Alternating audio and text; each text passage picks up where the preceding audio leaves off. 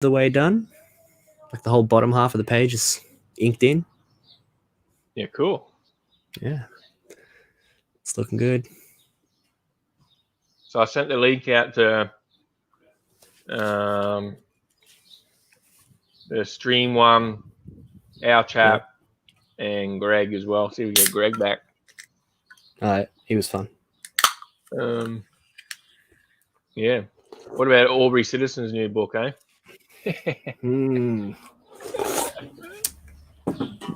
I don't know. Like, I've never read anything of his, I'm pretty sure.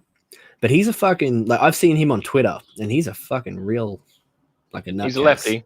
He's a lefty. Oh, yeah, for sure, for sure. But, I mean, no, even by those standards, though, he's a bit loopy.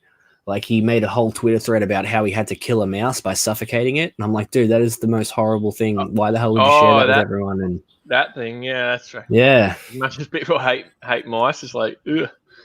Yeah, right? Like, you're talking about how he suffocated it and shit. It's like, man, there are way better ways to kill a mouse. Stand on it. Yeah, anything, man. Fuck. Choking it to death is just kind of fucked up. And the way he described it to everyone, it's like, dude, you're a fucking weirdo. But at least he's learned his lesson. Like, I saw him a few months back apologize for getting all wrapped up in politics and blah, blah, blah. And he's like, that's not what it should be about. So good on him for that. But, nah, I'm not going to support him anytime soon. No. But this does look funny. Like, this looks funny. He's race swapped and gender swapped Snowflake and Safe Space. How do you gender swap a non-binary? Okay. My brain is officially hurting from trying to think. Oh, wow. What is this even about? Because this is... Have you see his trailer? Lee backed this, didn't he? No, I haven't. I haven't watched this. I just looked at the pictures it was and stuff on, real quick when Lee shared it. It was on Ethan. What they're talking about it on his stream. Like, the trailer is pretty funny, but it's like you can't tell whether it's a parody or whether he's being serious. But knowing who he is, probably he's probably being serious. Yeah. It's about sadistic cops and bad landlords, and you know. I mean, I dig the colors and stuff. Like, that looks cool, but I don't trust this guy as far as I could throw him. You know what I mean? The colors look a lot like his. I'll find it and share it.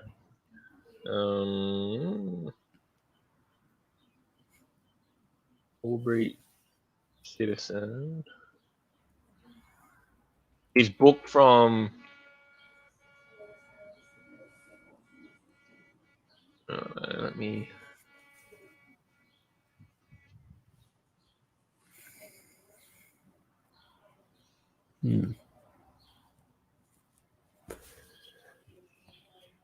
see, the colors look a lot like this one. Then no one left to fight. I've actually seen that book. I've read that book. Yeah, I have read something by him. It's a wrestling book or something, apparently, isn't it? No one left to fight. No, it's like they're retired superheroes. Like, they saved the world and everything a long time ago. And, you know, like, nowadays they're just retired. And, like, there's a whole thing about, like, best friends, and one of them kind of probably hooked up with his wife. You know, like, you're not really sure. But he saved the world, and he's the most powerful one there, so they wouldn't dare do anything. It's a whole thing. It was kind of interesting. I didn't read it all, though. You see how the colors are the same? Yeah, definitely. Is he the guy who does the colors himself, or has he got a... No, I don't think so. Because it looks like it's the same colorist, whoever it is. Oh, I reckon it'd have to be, wouldn't it? Yeah. I don't mind that, like the bright fluoro colors. I don't mind that at all. That looks all right. But that's probably the only compliment he'll get out of me. Does he say it? Yeah, it's definitely the same color artist. That is definitely the same colorist, you can tell.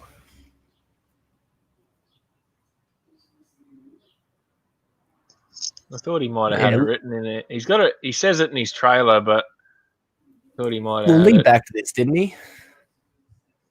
Like, I look forward to seeing Kemosabe's review of this. Yeah.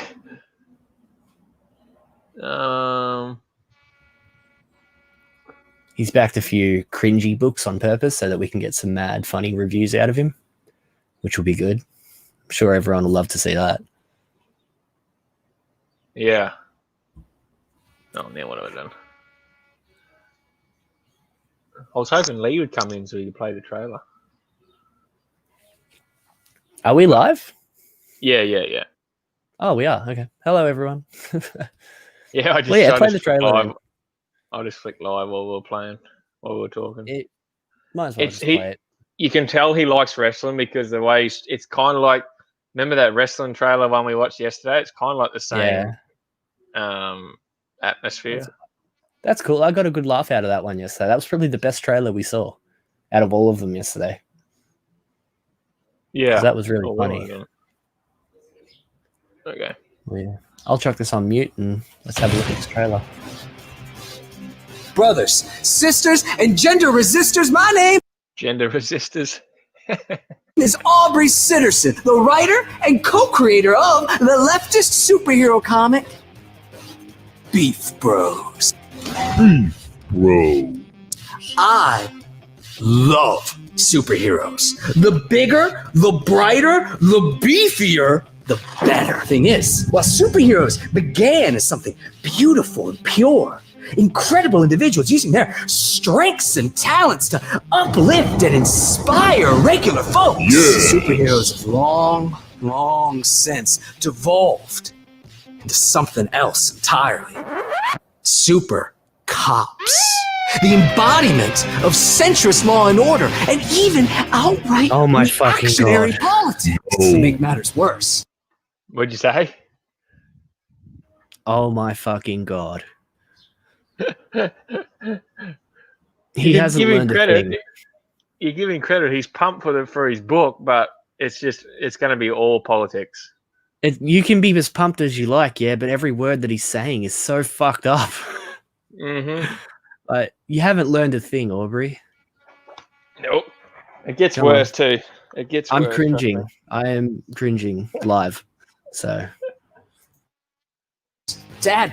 Insult to injury. Most of the most popular superheroes are owned by colossal megacorporations that pay creators, the people who invented these superheroes, a mere pittance. I'm talking pennies. Fortunately, there's a solution. I give to you salvation. That's the only thing he has said. That's the only true thing he said the entire time. Was that all the characters are owned by corporations and that, they pay the creators. But at the same time as these corporations are the ones that push this agenda, these writers push as well. So exactly right. It's like they bitch about corporations, but then they work for these corporations so they can. They have the corporations. The corporations are like right up their asses. You know what I mean? You're not fighting the establishment if you're on the same side as the establishment. They've lost their way. The left has lost its way. I give to you a testimonial. I give to you Beef Bros. Beef Bros. Look at that art. Look at those bros. Look at that beef. The Beef Bros are a couple of happy-go-lucky bodybuilders helping out their communities, not through any kind of complicated theorizing, but instead in accordance with that one true, inviolable, moral, and ethical imperative. You can help someone. You do it. They don't waste time beating up on criminals. No. They take the fight to the real villains. I'm talking about sadistic cops, greedy landlords, and even a couple of boot-licking rival superheroes. All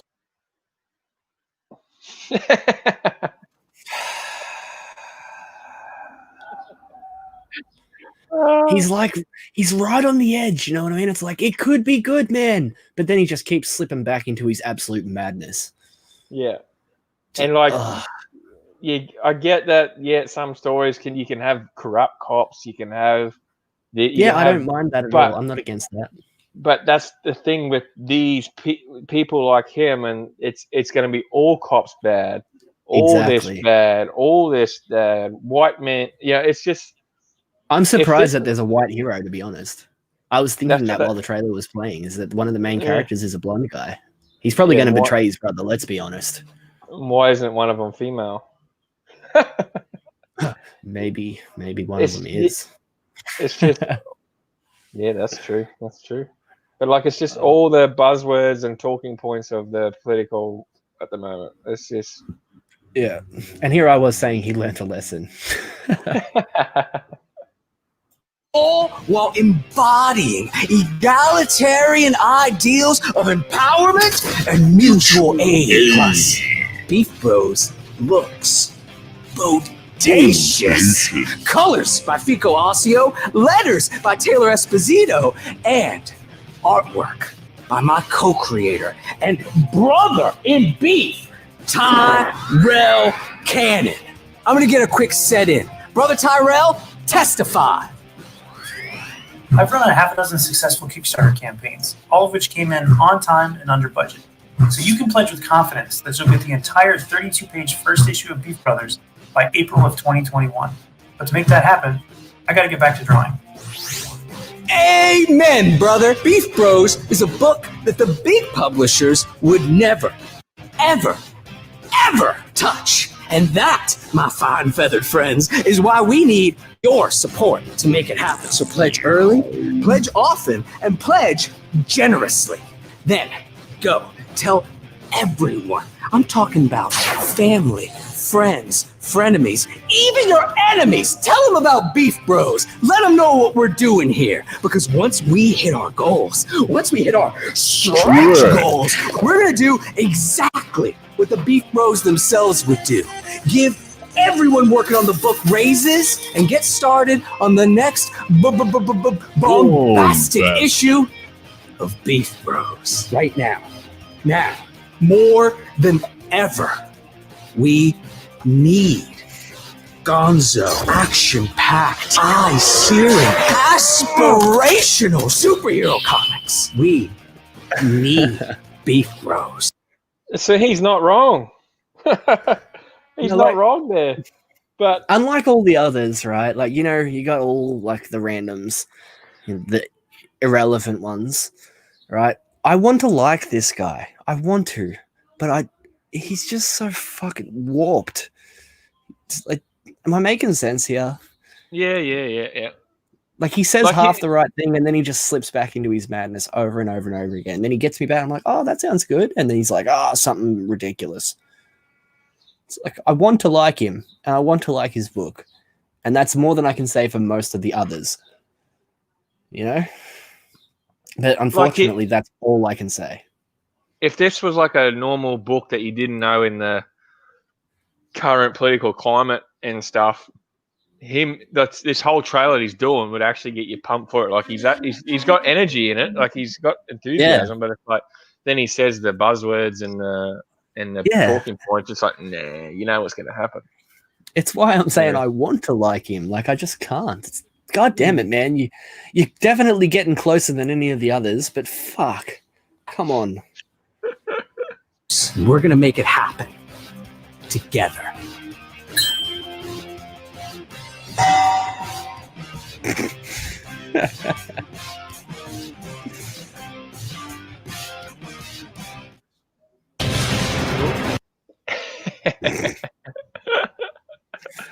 I have no words, honestly. Like, I want to like him and I want to like his book, but he keeps saying things that you just know are going to be plastered everywhere. And so he mentioned corrupt cops and like crooked real estate and big corporations, but he didn't mention a super villain of any kind. So this is just going to be these two like leftist beef bro dudes going around, like punishing who they deem evil, which is probably just going to be cops and real estate agents by the looks of it. So just God damn it, man. I was on your side at the start of this. Why did you have to fuck everything up? In the beginning, superheroes were all about one thing: protecting the little guy, gal, or non-binary pal. But somewhere along the way, that got lost. As capes transformed from populist defenders of the working class to the glorified super cops, enter Beef Bros, a revolutionary leftist take on superheroes by Aubrey Sitterson. Why does he need leftist in there? Because he's a leftist, I suppose. But that's what I'm like. Why does leftist have to be? Why? That's where he's going wrong. It's like, why are you adding politics into something that otherwise doesn't seem like it needs any politics? Mm. Like these fucking clowns are obsessed. They drive me insane. I can't deal with this. Let's look at something different. They can't survive without politics. Everything is politics to them. It's ridiculous. It's horrible. Does he explain Whoops. Well, I have some. It's a rare contemporary superhero comic that doesn't feature somewhat troubling politics. Most tend to be concerned not with creating a better world, but merely defending the status quo. Not to mention the flat-out reactionary takes of the genre. Like the audacity, the absolute audacity of this guy. If you read all this, you would think he was part of CG. Yeah, but then he, drops in little buzzwords here and there, and you're like, wait a minute, what? It's because it's as if he thinks he is righteous, and that's the bit that makes me sick. So who the hell do you think you are? The solution, Beef Bros, an eye-searing gonzo comic about Huey and Ajax Beef, a pair of neighborhood heroes willing to brawl with sadistic police, cruel landlords, and predatory corporations, not because of any complicated college boy theorizing, but because helping people out is simply the right thing to do. Right. Yeah, if you look in the comments right now, see Skip, I agree with what he's saying. A project like this makes it okay for us to make a book making fun of the left. Yes, 100%. That's exactly what this does. Gives us every right. But, and yeah, hello, welcome everyone.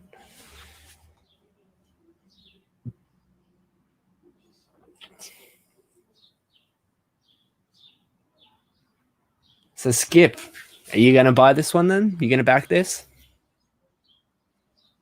Because, I mean, this looks stupid and funny, among other things. So, I mean, I personally won't back it. I'm pretty sure Kemosabe has, so I will definitely watch his video review when he makes one. But other than that, just, I want to like this guy. I really do. I want to like it, but I just can't. He says all the right shit, and then he just doesn't. I can't deal with such horrible ridiculousness.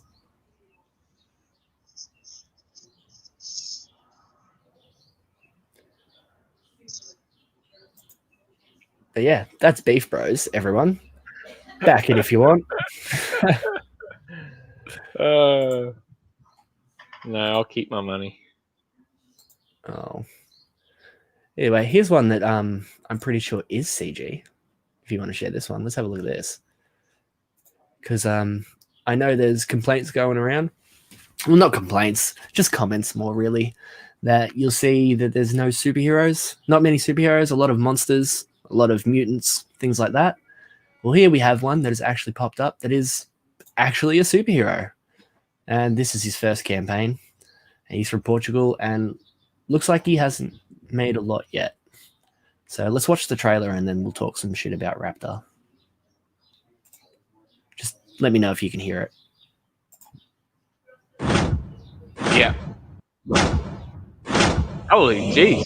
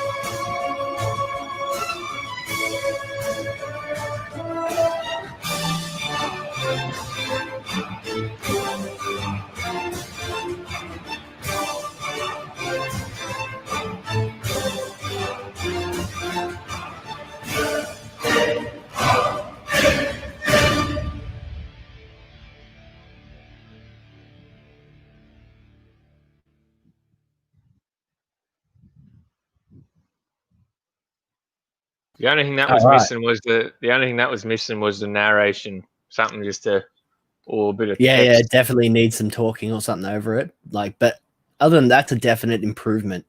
You know, like the first trailer, I wanted to like him. This trailer, I wanted narration because I did like it. If that makes sense. Like, I want to see more of this one. Like, and the art alone, like, I don't know who this artist is. It's probably an unknown dude, but I really like his style. You know, it's classic comic book superhero style. Like, this guy looks like a cross between Nightwing and Batman. He does. That's what I was just thinking. He looks like a Nightwing. Yeah. Yeah. That's not an insult. Like, I like that. You know, two of my favorite superheroes. So, but yeah, the Raptor. Let's have a look. All right, Raptor. A few years ago, the Shree Empire the Shree Empire attacked Earth. Although humans were able to take them down, many Shrees still live in the shadows and await their opportunity to strike back. And when they do, they're bringing a bigger army. Who will stop this new and improved alien threat? Ordinary people. Ordinary people are answering the call, and one of those people is Brian Brenz, or Raptor. Brian Benz. I love that. That's a classic superhero name. You know, just want to comment on that because it's always good. Double alliteration. Yeah. Will he be able to stand up to the Shree Empire and their confident Dead Arrow? All right, I guess that's Dead Arrow, isn't it? This guy here. That must be Dead Arrow. But yeah, cool. Sounds good. That's enough for me to look at it. Hopefully the postage isn't too expensive because I'll actually back this one. And there's a digital copy, so Kemosabe can review this. Happy days. Let's have a look. Some of the artwork. Yeah, I already like it. I'm sold. So what do you think? Yeah, I don't mind it. It looks pretty good. Who's doing it? Do we know the name or? Up here it just says Imagine Action Comics. First up. Yeah, let's see if we can find the names of the writer and artist. I don't think so. Here we go. Creative team. All right. Yeah, the artist and the creator. His name is Milton Aguia. I'm sorry. I'm going to pronounce that wrong. I'm sorry, man. But yeah, Milton. He's Portuguese and he's an aspiring comic book artist and creator. He's 21 years old, so he's a young dude. So that's actually awesome. Like, that makes his artwork even more impressive. Good on you, dude. Yeah. Yeah, he's been creating this universe for almost 10 years now. So that means there'll be a lot of deep lore and things that you can sink your teeth into. Yeah, all the stuff. It actually looks like all the stuff that, ComicsMATE loves. So anyway, this is definitely on my list now. And yeah, it looks like he wrote it with Ryan Hack. Everybody knows who Ryan Hack is. He's a great inker. I have him on Twitter. He has a YouTube channel as well. Can't remember what it's called at the moment, but Ryan Hack, you search up his name, I'm sure you'll be able to find him. Yeah, he's been writing comics for a long time. And he reckons he loves writing comics, and he's been writing them for the better half of 7 years now. So I only know him from inking, but yeah, he's the creator of Bric-a-Brac and the Unspeakable Text. I don't know what the Unspeakable Text is, but Bric-a-Brac, like, that was that Christmas one that was fun. It looked fun. But yeah, it looks like he co-wrote it, or co-plotter, so he wrote it. Him and his mate planned all this out together, it looks like. And yeah, it looks quality. I like it. It's something that I would back, and it looks like these guys really believe in their dream. And that's Going on, Greg? Well, hello there. Haven't seen you in a while. Yeah, I've been working, man. Busy, working on Gun Demon. Lots going on. Also working on another project called World War Hell. Sorry, I've got the Appalachian tongue. World War Hell with creator Daniel Fogarty, which is a really fucking cool book. That'll be coming up after Gun Demon. But yeah, we've been really busting ass and pretty pumped up. Got some really cool stuff to unveil soon. Yeah, nice. Yeah, this project looks really cool that you're showing right now. I'm checking it out as we're talking. What is this again? I came in late. Sorry. It's called Raptor. And, yeah, it looks like it's their first campaign, and I'm not sure if this guy is ComicsMATE or not, but he's definitely ComicsMATE friendly because he follows me on Twitter. So yeah. I love that suit right there. I'm a big mask guy and armor guy. That's really cool. Hell yeah, I'm the same. I'm all about it. That's the kind of that looks like a character I would design myself. You know, I always cover their whole face, give them the dark, spooky look. I love it. And that's a really great example of visual storytelling right there too. I love the frames, the way he pops out of the frame there. It's fucking beautiful. I like the black. Yeah, definitely. This artist definitely knows what he's doing. You said he's only 23 too, didn't you? Or 21? It says 21. 21. Wow. Yeah, so good kid. Look forward to seeing more of this stuff, and I really hope this one gets funded. So, because there's been, I just had a look on my phone to get it shipped. Get the physical copy to Australia is $46. That's nothing compared to half the other things that I've paid for. That's including the book and shipping. Yeah. I'll bring it up later, but if you guys have heard of Fairy Quest, that cost me more to get it posted. It was like $70 for the 3 books and $95 for the postage. So, and I paid that, so I'll definitely pay this. That's what happens with us Aussies. Have you reached out to that creator yet? Oh yeah. I got him to sign the books and everything for me, but there was nothing he could do about the postage cost because it's literally just the way Australia is at the moment. Everything. Well, I kind of meant about. Oh, I kind of meant about ComicsMATE. You know, like he looks like he's ComicsMATE material. You said you didn't think he was ComicsMATE. Oh, I'm not sure if he is or not. Like I've spoken to him a couple of times on Twitter. He's definitely ComicsMATE friendly, but like I don't think he's, hashtag ComicsMATE on all of his stuff. I'd have to double check to be honest. But yeah. What's up, Skip?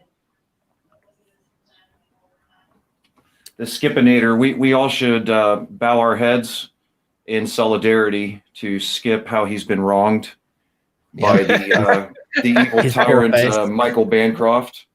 His poor face. I feel for Skip. I really do, fellas. I think we should think about his feelings while we're streaming right now. I'm always thinking about his feelings. There's that pimp CG World Order. What's up, buddy? How you been?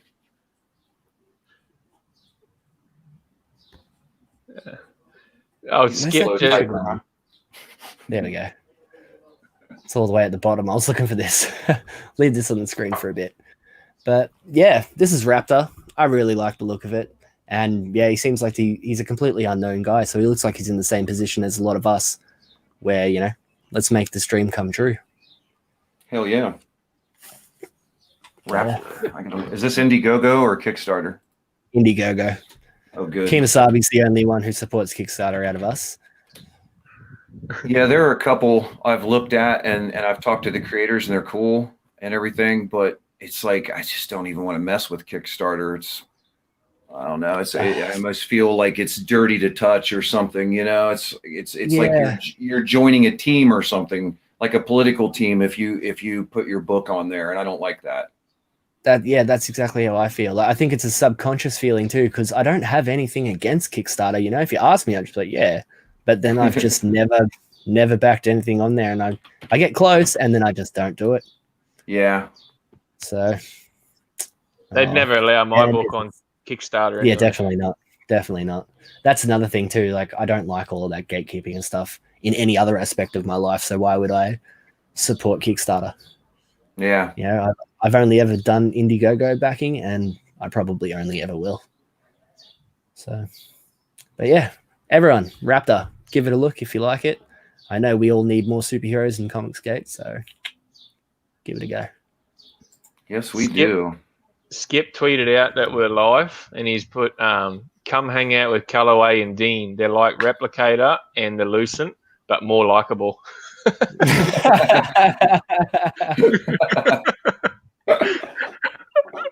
That's great. Which one of us is the Replicator and which one of us is the Lucent? Yes, and also over here, you respect the rights of wrenches worldwide. Skip just feeling the war, just keeping it going. He hasn't been on camera since. Like we need his face to heal up and stuff. It's been a dark few days. Oh, it teared me up to see him, his face all beat up, and it was just a struggle. Were you there when it happened live? Yeah, it was. Yeah. What were they doing? Were they drawing over his avatar? Were they?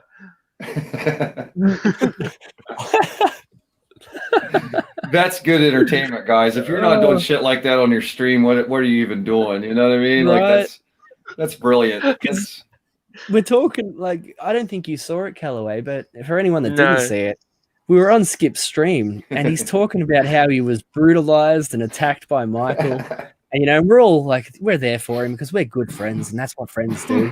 And then he turns on his webcam and his face is all busted. And he's got this massive like wrench bruise across his face and he's got a black eye. Like it just took everyone off guard.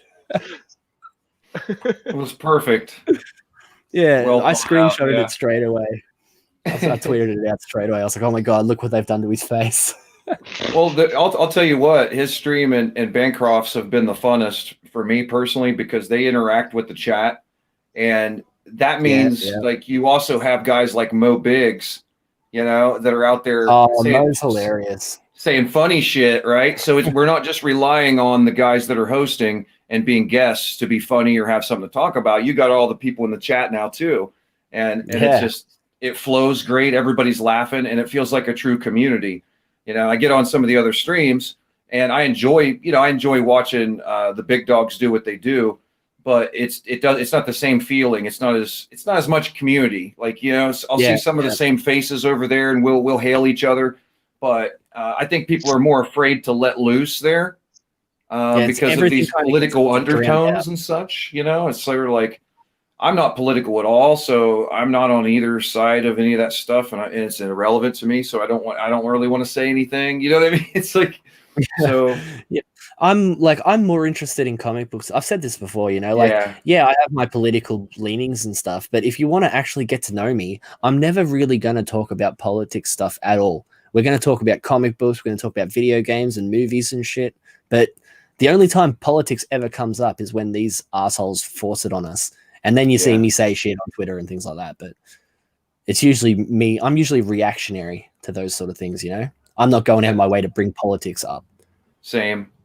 I mean, twatter is nothing almost but politics. I got to go through 20 political twats before I get to like some cool art or somebody's campaign that I want to share or something, you know? And yeah, like I don't mind if you do something every now and then, like, yeah, sure, retweet something that's crazy or something that, you know, is bad or good, whatever, whichever, I don't care. But if you're doing that constantly, I'm just going to mute you or unfollow you, depending on how bad it is.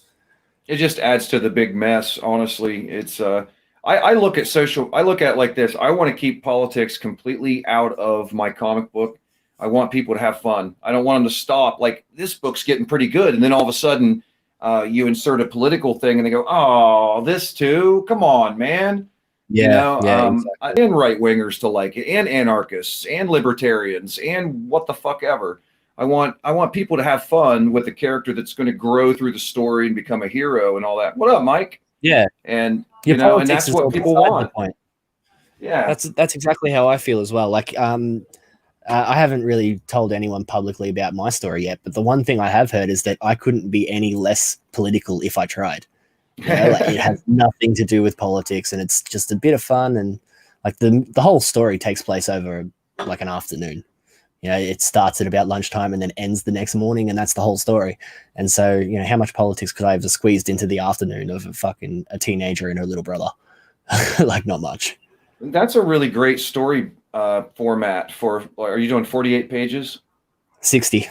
60. Ooh. Yeah. But that's still a great. That's still a great story format because you're gonna, you know, it's all one scene to the next. You don't have to worry about long term. You don't have to, you know, maybe you've got setup. I don't know your story, of course, or any of the backstory. Yeah. I have little teasers and things that lead into like the bigger universe and the bigger world, but the story is very self-contained.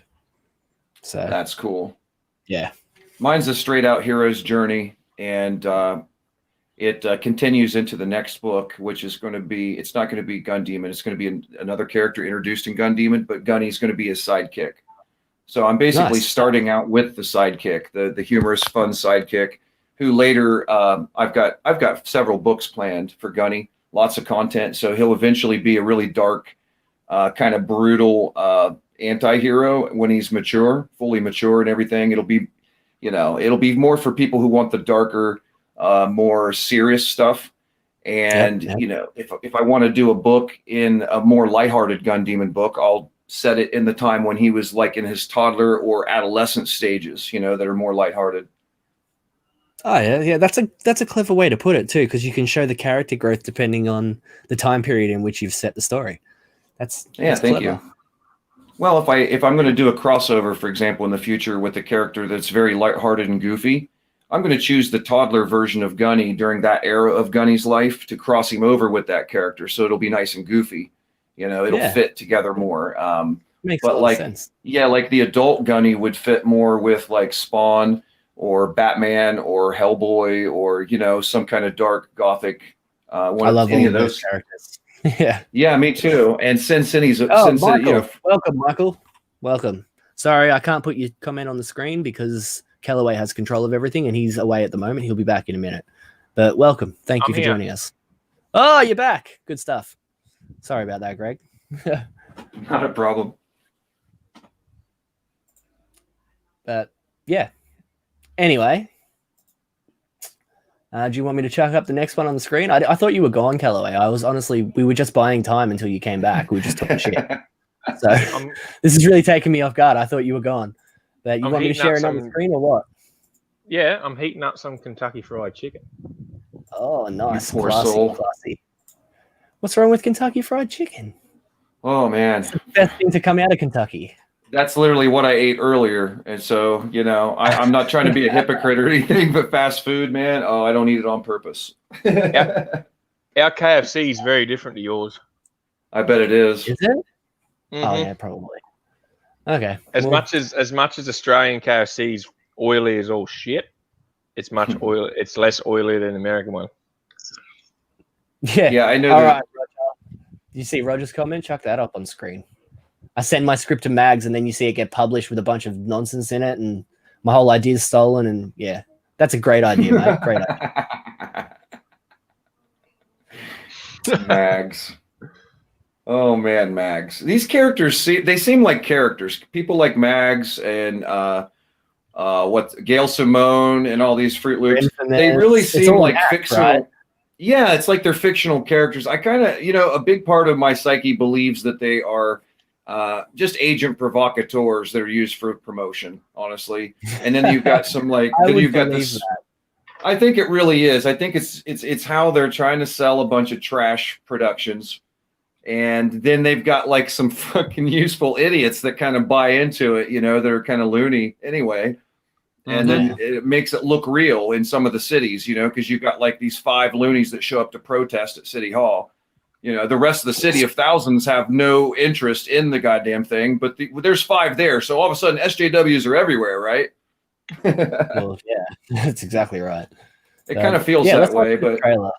I love this. I love this one. I'm sure everyone's seen this one already, right? Stefani is incredible, and I cannot wait for this book to come out. So let's watch this trailer, and then we'll talk some shit about Thomas Moria, Wizard for Hire. Just let me know you can hear it, right? Yep. Yeah, good stuff.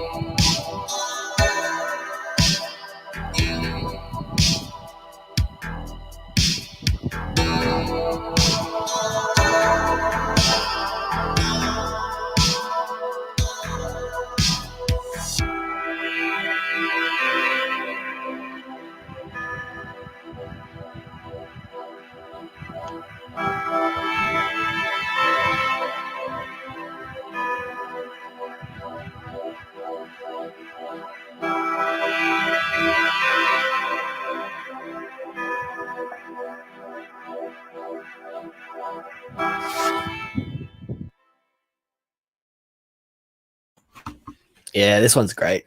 Gold.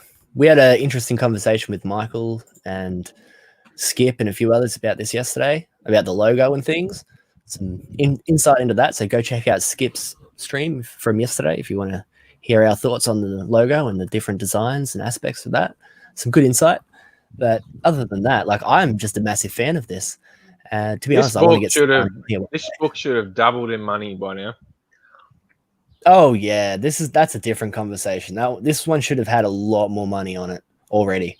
You know, like this is Aussie dollars what you're seeing on the screen right now, and that's not even 16,000. So what's that, like 10 grand, 11 grand or something in US?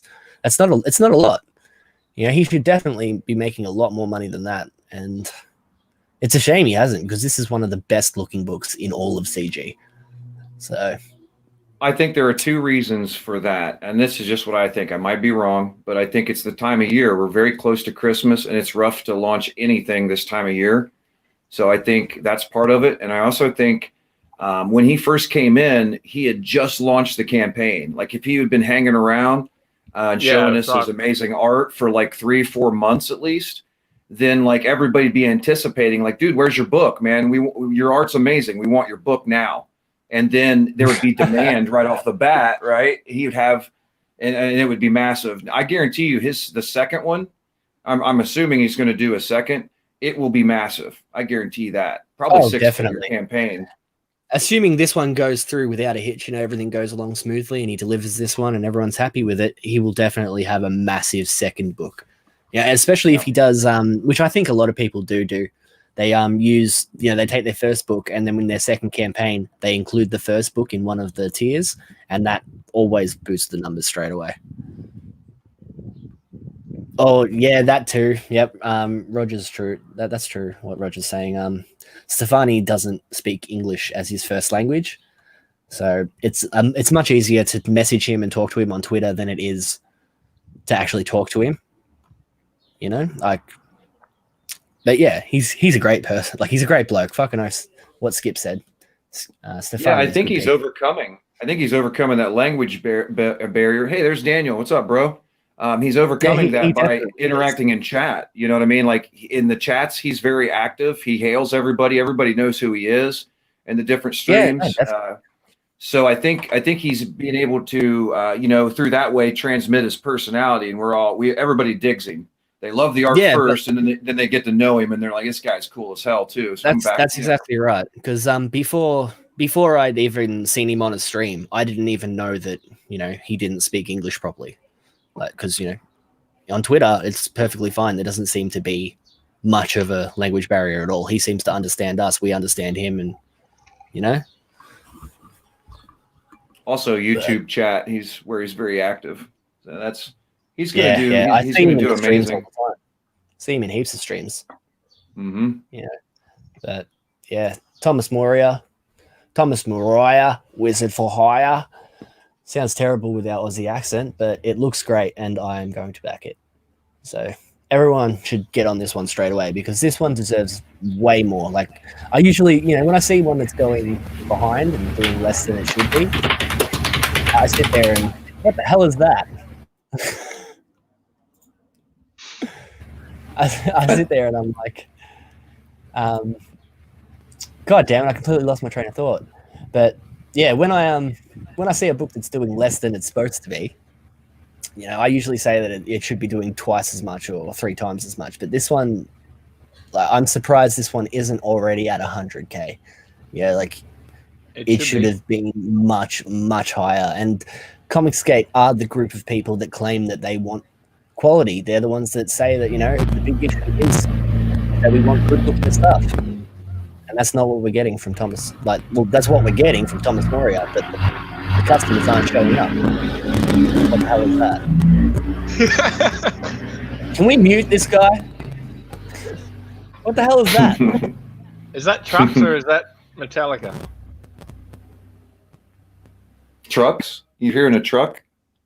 That might be me. Truck just drove by. Yeah, funny. Roger. I'll make sure to mute. The shipping has been fixed. Roger, the shipping has been fixed for this. I'm pretty sure. Skip would know. you look at the difference between this Wizard for Hire and Shane Davis's Cats book. They both launched around the same time. They both work for DC, and then they're both CG, but one's on Ethan's platform a bit more. One's got his own channel. You know, Shane has a bit more of a people know who he is. When then this guy, then Stefani, no one really knows him. Shane's is underperforming as well because people straight up just don't like Space Cats. You know, like I'm just saying, like he's at like 50 grand already, whereas Wizard for Hire is only at 15 or whatever it is. Yeah, like that's true. That's true. It just shows you need people to know who you are or know of you to. Yeah, well, I'm in no rush to release my book. I'm going to spend more than a year in ComicsGate just messing around and backing other people's books and promoting everyone else's and and getting to know everyone. Because, to be honest, I'm having a lot of fun doing that. Like I genuinely enjoy the company of the people that I've met in ComicsGate. Like we're all hanging out, becoming friends, and making mates and stuff. It's good. So I'm in no rush at all. I'm happy to take my time with everything, make sure it's all done right. It's the funnest community I've been in any capacity. That's for sure. It's just been a blast. Everybody's helping each other for the work, and it's fabulous. I couldn't be this far along in my project if I wouldn't ComicsGate from of it, because you don't find this kind of help and insight and talent that much outside of ComicsGate. No joke. Yeah, no, that's exactly right. Like I have I've met more artists in ComicsGate, people that I respect their opinion when it comes to art things than I have outside of ComicsGate in my entire life. Most of my friends outside of this stuff aren't comic book readers in any capacity. I have one mate that reads comic books that I tell him are good. He doesn't really have his own opinion on comic books. And other than that, I can't get any of my friends to read anything. So, and yeah, exactly. And from what I've seen of yours, Wood, your book is being done right. It looks amazing. I can't wait for that.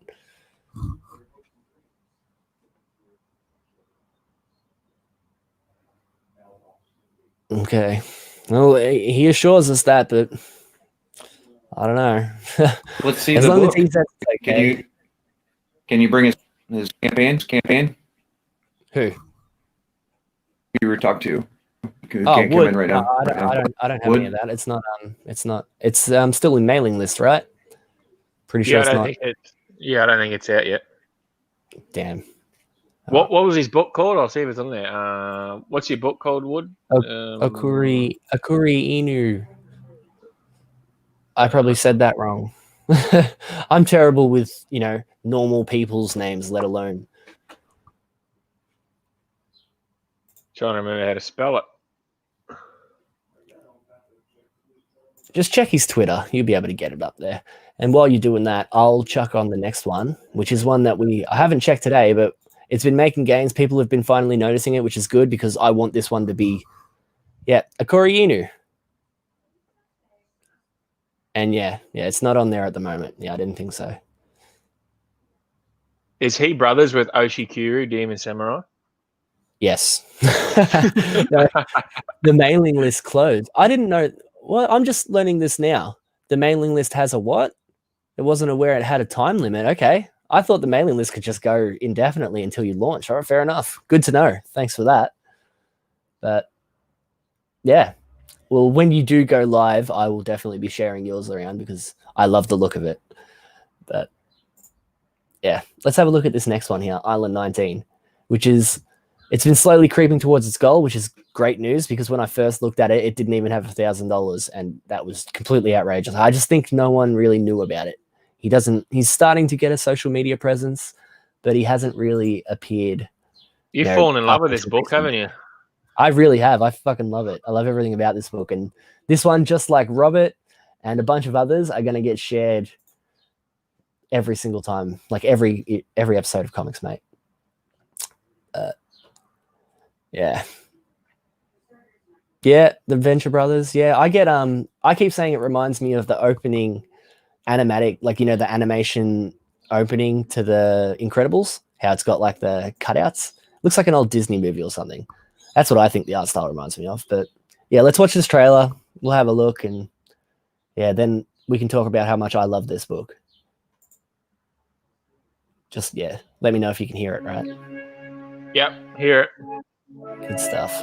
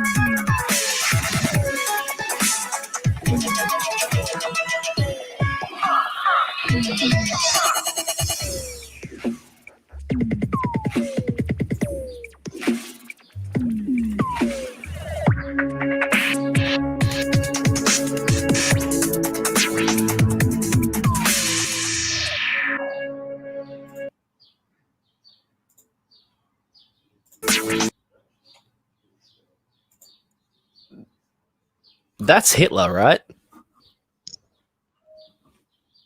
Yeah, maybe. I think so. Or a big masculine version of him.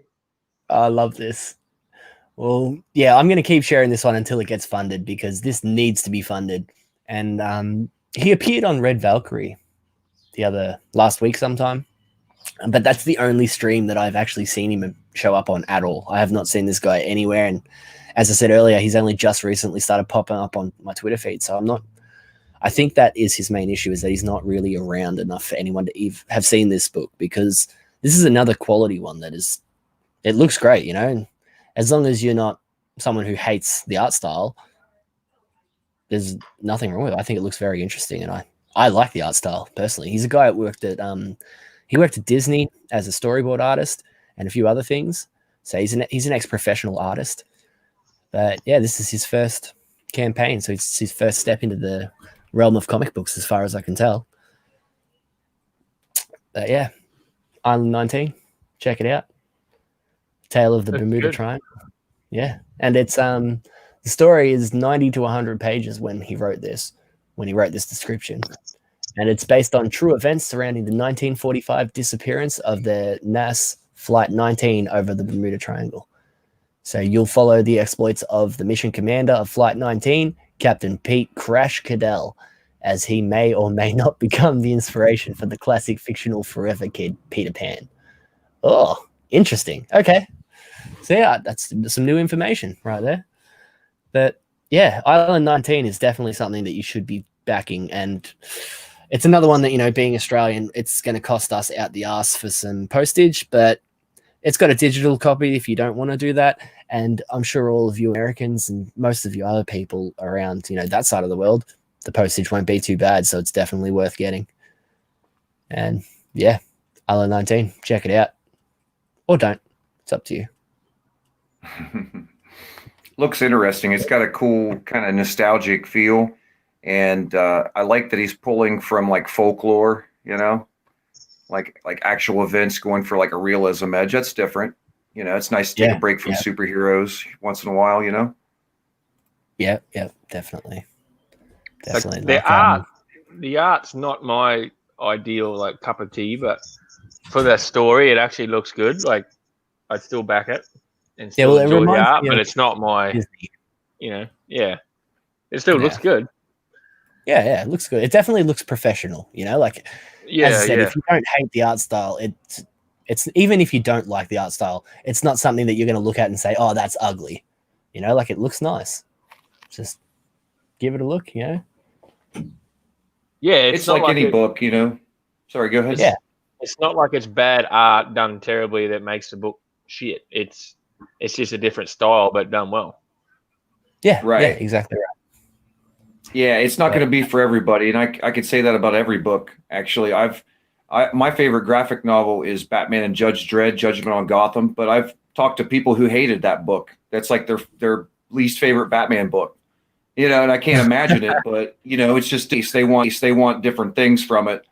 I got everything I wanted from that book. That's why I freaking love it. You know, but yeah, I know people that. I know people that absolutely hate my favorite stories and things too. So yeah, it's just tastes. It comes down to, you know, everyone has something different that they like and don't like. So, but yeah, what Zombie Killtrocity has just said reminds me a lot of the 40s and 50s stuff. Yeah, the serial comics and things, 40s and 30s. Yeah, it's the same sort of vibe I get from it. But yeah, check out Island 19. It looks great. Yeah, so Dan brought up, he said the worst crossover book, Batman and Spawn, hands down. What do you guys think about that? Didn't read it. I have no opinion because I think the best Batman comic ever written is Batman versus Predator. So, yeah. Well, I've got both the DC and the Image Batman and Spawn books. They each did their own version, you know. And I've got I love the DC the. I don't have the Image one. Oh, okay. See, I've got both. I like the Image one much better. I like Todd's. I was still am a big Todd fan, but yeah, I can't say that's the worst crossover book. I mean, the stuff that's just once again taste though. You like the stuff I don't like is like throwing Cerebrus into Spawn. Like that's one of those books, you know, you could have skipped if you were like a Spawn fan kind of, but you know, as a collector, you pick it up. You know, yeah. But yeah, it seems like a lot of people love Batman and Dread.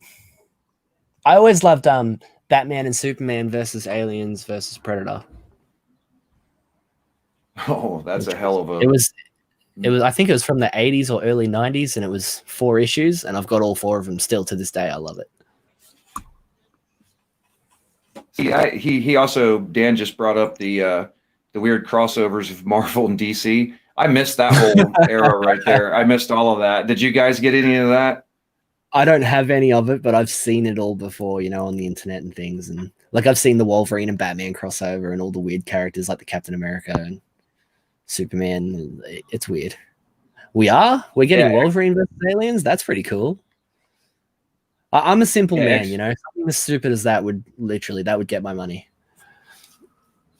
Yeah, X-Vicious is spot on right there with the Batman Dread. It's all about the Bisley, man. He's my all-time favorite. Like I'll buy a book just because he's doing the cover. I don't know how many Biz covers. Yeah, Marvel will probably screw up the crossover. You guys are right. Like I still to this day, right? I'm obviously well into ComicsGate, and I am still hopeful. Like you see us, we'll be talking in the DMs and things, and I'll say, "Oh, you know, that new Marvel movie looks okay," and everyone will be like, "You know that it's going to be fucking terrible." But I try to stay positive because I want to love this stuff. You know, like I grew up loving this stuff. I want to still love this stuff and still get excited about it, and it just keeps backfiring in my face. It's just, I can't do it, man. Marvel could do a crossover with Cyclops and Jean Grey in their adjoining rooms. Hold on,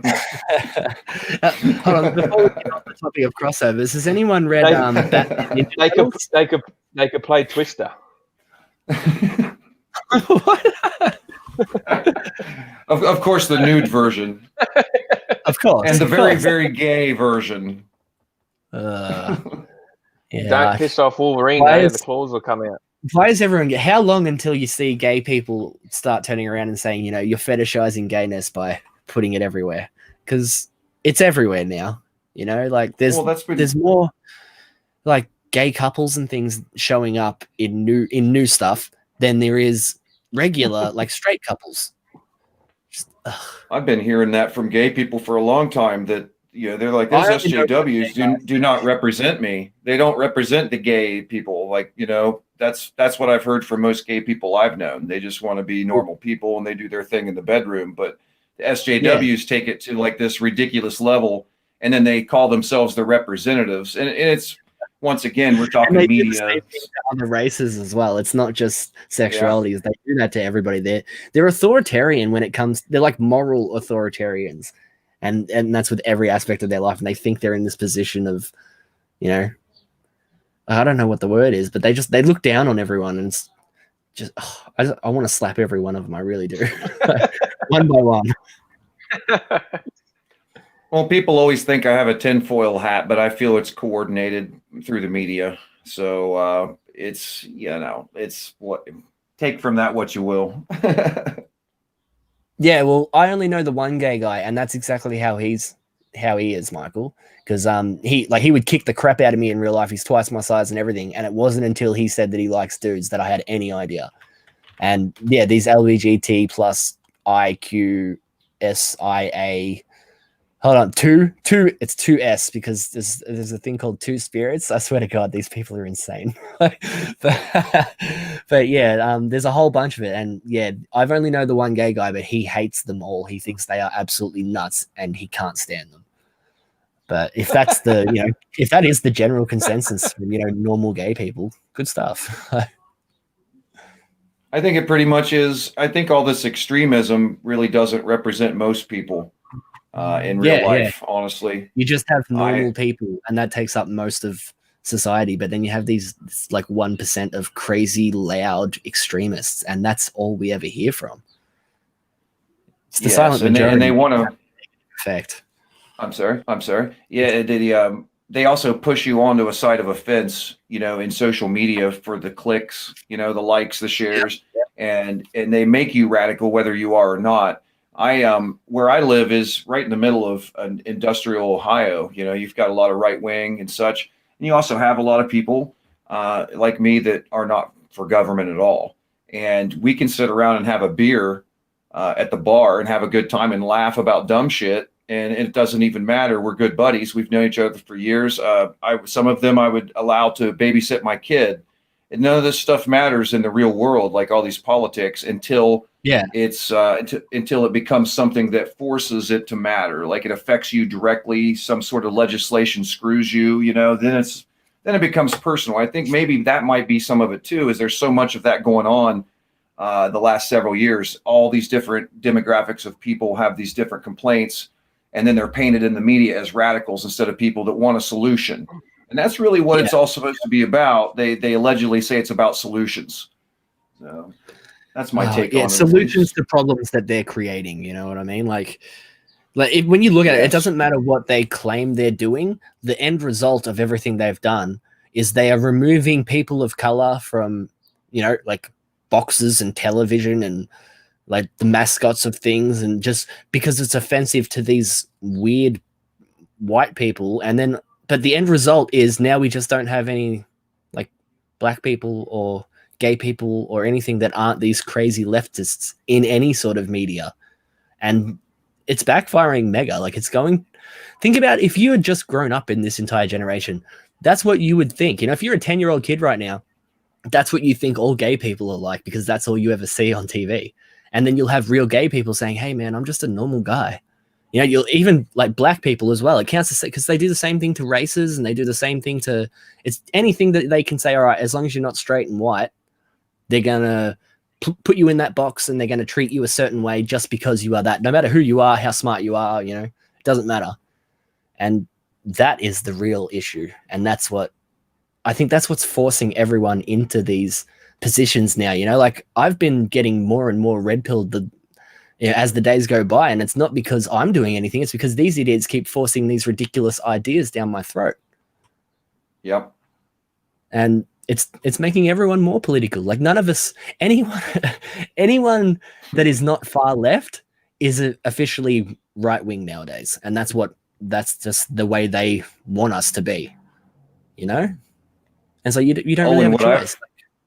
Yeah, you're absolutely correct. What I've ran into being an anarchist in philosophy is now for the first time, I'm now an SJW to like the radical right. Okay. Like my background, man, I've been fighting these stupid feminists, these Fruit Loops saying ridiculous anti-science stuff for like 20 years online in forums and social media, and ganged up on by hundreds of people for many years. It just started shifting probably about 5 years ago to where I wasn't the villain every time I got in on social media. And people were actually saying the same things I was saying. Like, these people are freaking crazy. They want to like kill 80% of men and enslave the rest. You know, that's man hating. It's pretty obvious. They're not for equality, and people are seeing it. And so now people are coming to me and in messages and in real life too, saying, "Man, I'm sorry. You were right, man." So a few people have done that.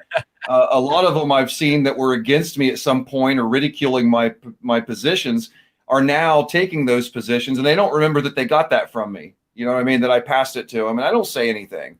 I'm not out there to be the dude. What I want people to chill the fuck out. Just chill the fuck out. I'm kind of like Ethan in the way I'm like, get off my yard. Get off my yard, kid. What are you doing? That's the perfect way to put it, is just get off my yard. You know, most people are just happy to live and let live, you know. As long as you're not messing with me, I won't mess with you, and that's fine. But all of a sudden, it's over the last 10 years or so, these people have popped out who don't think that way. And if you don't agree with them, then they're going to make your life hell. And then that's it. And that's where all of this stuff has come from. It's where cancel culture has come from. It's how ComicsGate was born. You know, all of these things are just, I am so sick of it. I'll give you a real life example of something that happened to me of the complete contrast between real life and social media life. All right. In Facebook and Twitter, I'm considered an anti-Semite, right? Because I will criticize the really nasty stuff Israel does to the Palestinians. I don't think you should treat humans that way, right? So that makes me an anti-Semite in social media. I've literally been sitting at a coffee house, hanging out with an Orthodox Jew buddy of mine, cracking jokes about anything, just having a good time, while I look at my phone and see I'm being called an anti-Semite, and then I show it to him and he laughs, and we have a big laugh over it. That's the difference between real life and social media. He also doesn't like Israel, like the way that they're doing things. He wants to treat humans better. That doesn't make him an anti-Semite either, you know? And yeah, I've had the same thing. Mind control. Yeah, this is the mind control side of the media, the social media especially, that they're aiming at us. Yeah, well, anyone who doesn't agree with them is a Nazi, and that's just the way it is, you know? Like, those words have lost all meaning these days, you know? You call me a Nazi, I'm just going to laugh at you and be like, okay, mate. So, but yeah, Callaway, you chuck this on the screen. Yeah, let's watch this trailer, because this has been sitting here up on the screen for a while now, and I have no idea what it is. So I'm not sure if it's ComicsGate or not, but the covers are done by who was it? Billy Tucci. Oh, nice. I think Billy Cool. Tucci, I think. Yeah, well, let's play this trailer. Let's see what it's about, because this is the first time I'm ever seeing this one. This is news to me. Well, it's only new. It's got 31 days, so I don't know. Must be new. 31 days. That means it's been going for 29, unless he just. Yeah, that's right. Yeah. Yeah. Well, I've never seen it. It's struggling. Why is it struggling? This is going to be bad, isn't it? All right. I better find out. Strap yourselves in, everyone.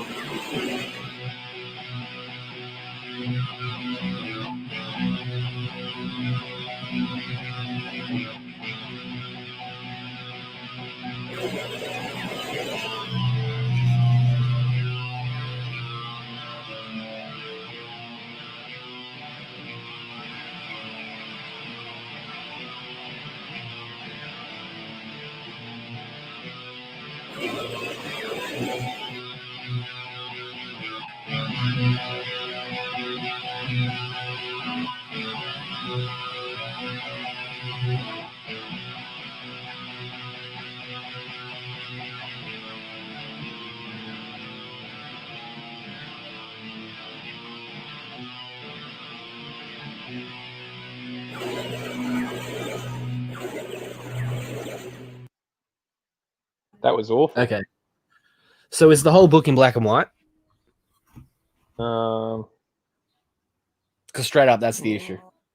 That's the issue. The art isn't flashy enough. It's just kind of, like, it's not bad art, but it's just regular old artwork. The whole book is black and white. So what am I looking at? Like, Where is that the page? That there is sexy, but if it was in color, it'd be even better. Yeah. Like, that's what I said. Like, there's nothing wrong with the artwork. It's just, it needs color. It's one of those ones. It's like, as I said, the artwork isn't flashy enough to, have a black and white version of it. Yeah. What's it about? Let's read it. These are the names. The Candles and Jessica Williams are private detectives from two different walks of life. Each has their own strengths and weaknesses, habits, opinions, convictions, foibles and virtues and vices. They're all the best friends. If they can make it together, it would be a crime. In fact, it probably will be anyway. Okay. Okay. Okay, well, I'm not sold on this one, but and I honestly think it is. This guy must not have a social media presence either, but the black and white and just the not very flashy artwork, like they're not bad, but not very flashy artwork. That's why. That's exactly why this is not funded. Yeah, it's not for me. It's not for me either. To be if like personally, I'm not a big fan of black and white, but if I do like a black and white book, it's something like the Frank Miller, since it, like Shadow Play, that's real interesting looking. Yeah, that's what I kind of shoot for the adult Gun Demon story. Like the imagery is that kind of shadows. Well, all of it really. I like that. I like that type of dark shading, but I like popping colors too. I'm a big fan of that sort of thing. But yeah, as like I actually do like black and white stuff. Like more often than not, if you have a black and white cover variant, I will get that as well as the regular version and things like that.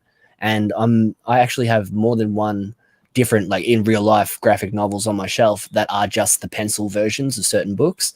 And that's because, like, being an artist, I genuinely enjoy looking at that sort of thing. But this work, there's nothing wrong with it, but it's just not the flashy, exciting comic book artwork that I would want to see just the black and white inked or just penciled version of in the first place. So I think it really needs a color artist, and I'm saying that's why I think this is struggling. Yeah, and you think when it's got Billy Tucci's cover on it, or yeah, like he would have spent more money than what he has made right now on getting those covers and things done. For sure, yeah. Well, how much do you reckon Billy Tucci charges for a cover? Definitely more than 400 Australian dollars. Yeah, definitely.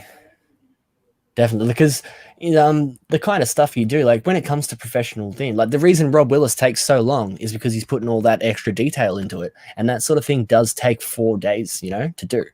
So if you're going to spend 4 days on a drawing, you're going to have to pay me for 4 days worth of a drawing. Makes sense, right? And so he would have spent, well, let's just use 4 days. How much do you think you paid Billy Tucci for 4 days worth of his work? I'd say $1,000 at least. like an artist with a name, an artist with a name can charge you a lot, to the point where I don't like hiring famous artists. Well, unless I'm wrong, I believe even if you get like his inking, that's around 1,000 or so. I think for the inking work, 1 page or cover. Yeah. The full biz costs a few grand. The full biz, full color, full texture. I just don't have that money, man. You know what I mean? Like, I just don't. Not for one picture. Like, I'm an artist though. I hired Rob for a variant for my first book, and I'm hoping Gun Demon does enough that I can get Rob Willis. And I'm hoping Gun Demon does well enough that I can get Simon Bisley for my second cover. That'd be pretty cool. That's one of my goals. I haven't spoken with Simon Bisley yet, so I don't even know if he would take on the project or anything. But it's one of my personal. When are you planning on launching Gun Demon? That's going to be February. I'm going to actually start the mailing list within probably just a couple weeks from now. I'm waiting on some content to come in, and then I'm going to Yeah, I'm Not excited. too I've far got the away. said NoCon. Oh, it's very close. I've got said NoCon working on the cover right now, and Oh, it I is love such him. oh, he's amazing, dude. And I'll tell you Yeah. what, to work with him is amazing too, because he's so relaxed and he takes your vision to the next level. Like you give him an idea and then he talks to you the next day. He's like, hey, look, I did this mock-up. And honestly, it's so much better than what I imagined. I had the same experience hiring James Dean Anderson to design my protagonist character, Gunny. Like he really embodied that character in that finished inking he did. And ComicsMATE's where it's at, guys. I've spoken to Sed in the past, and like I was going to get him to do a cover for one of my books in the future as well, because I was a fan of him growing up. Like I have a lot of his, because he worked on all of my old favorites. You know, my classic favorites would be like Witchblade and The Darkness and Spawn, and basically all the early Image stuff was when I got into comics. It was Spider-Man by Todd McFarlane, and then a lot of Image stuff growing up with Batman and X-Men and stuff shuffled in as well. You know, that was my comic collection as a kid. But I've actually spoken to him, and he's really cheap for how good he is, Sed. So, yeah, he deserves. Sed No Kun, Kanakron. Oh, right. Yeah, he's a great artist, and he's like really cheap for, you know, how good he is. So, What's his Twitter? Does he have a Twitter? Kanakron. I don't know how to like. You should be able to find him. Like we follow each other and stuff, so he's a good dude. There we go. Yeah. Yeah. Oh yeah. Yeah, he's a great artist, and I'm pretty sure Kemosabe has got him working on something as well for Company Men. Wait till you guys see Company Men. Holy shit! Yeah, it looks good. Yeah, I'm supposed to be inking something for that right now, but I'm being distracted by streaming. So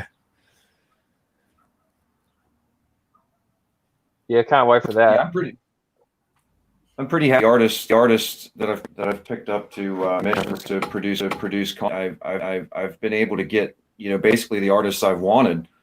Stefani Rene, he's going to be free for commission soon, and he's going to design one of my main characters. Yeah, so I can't wait to see what he does with that character. That's exciting. Also, Chris Oak is within the next few days is getting ready to start on a design of one of my other characters as well.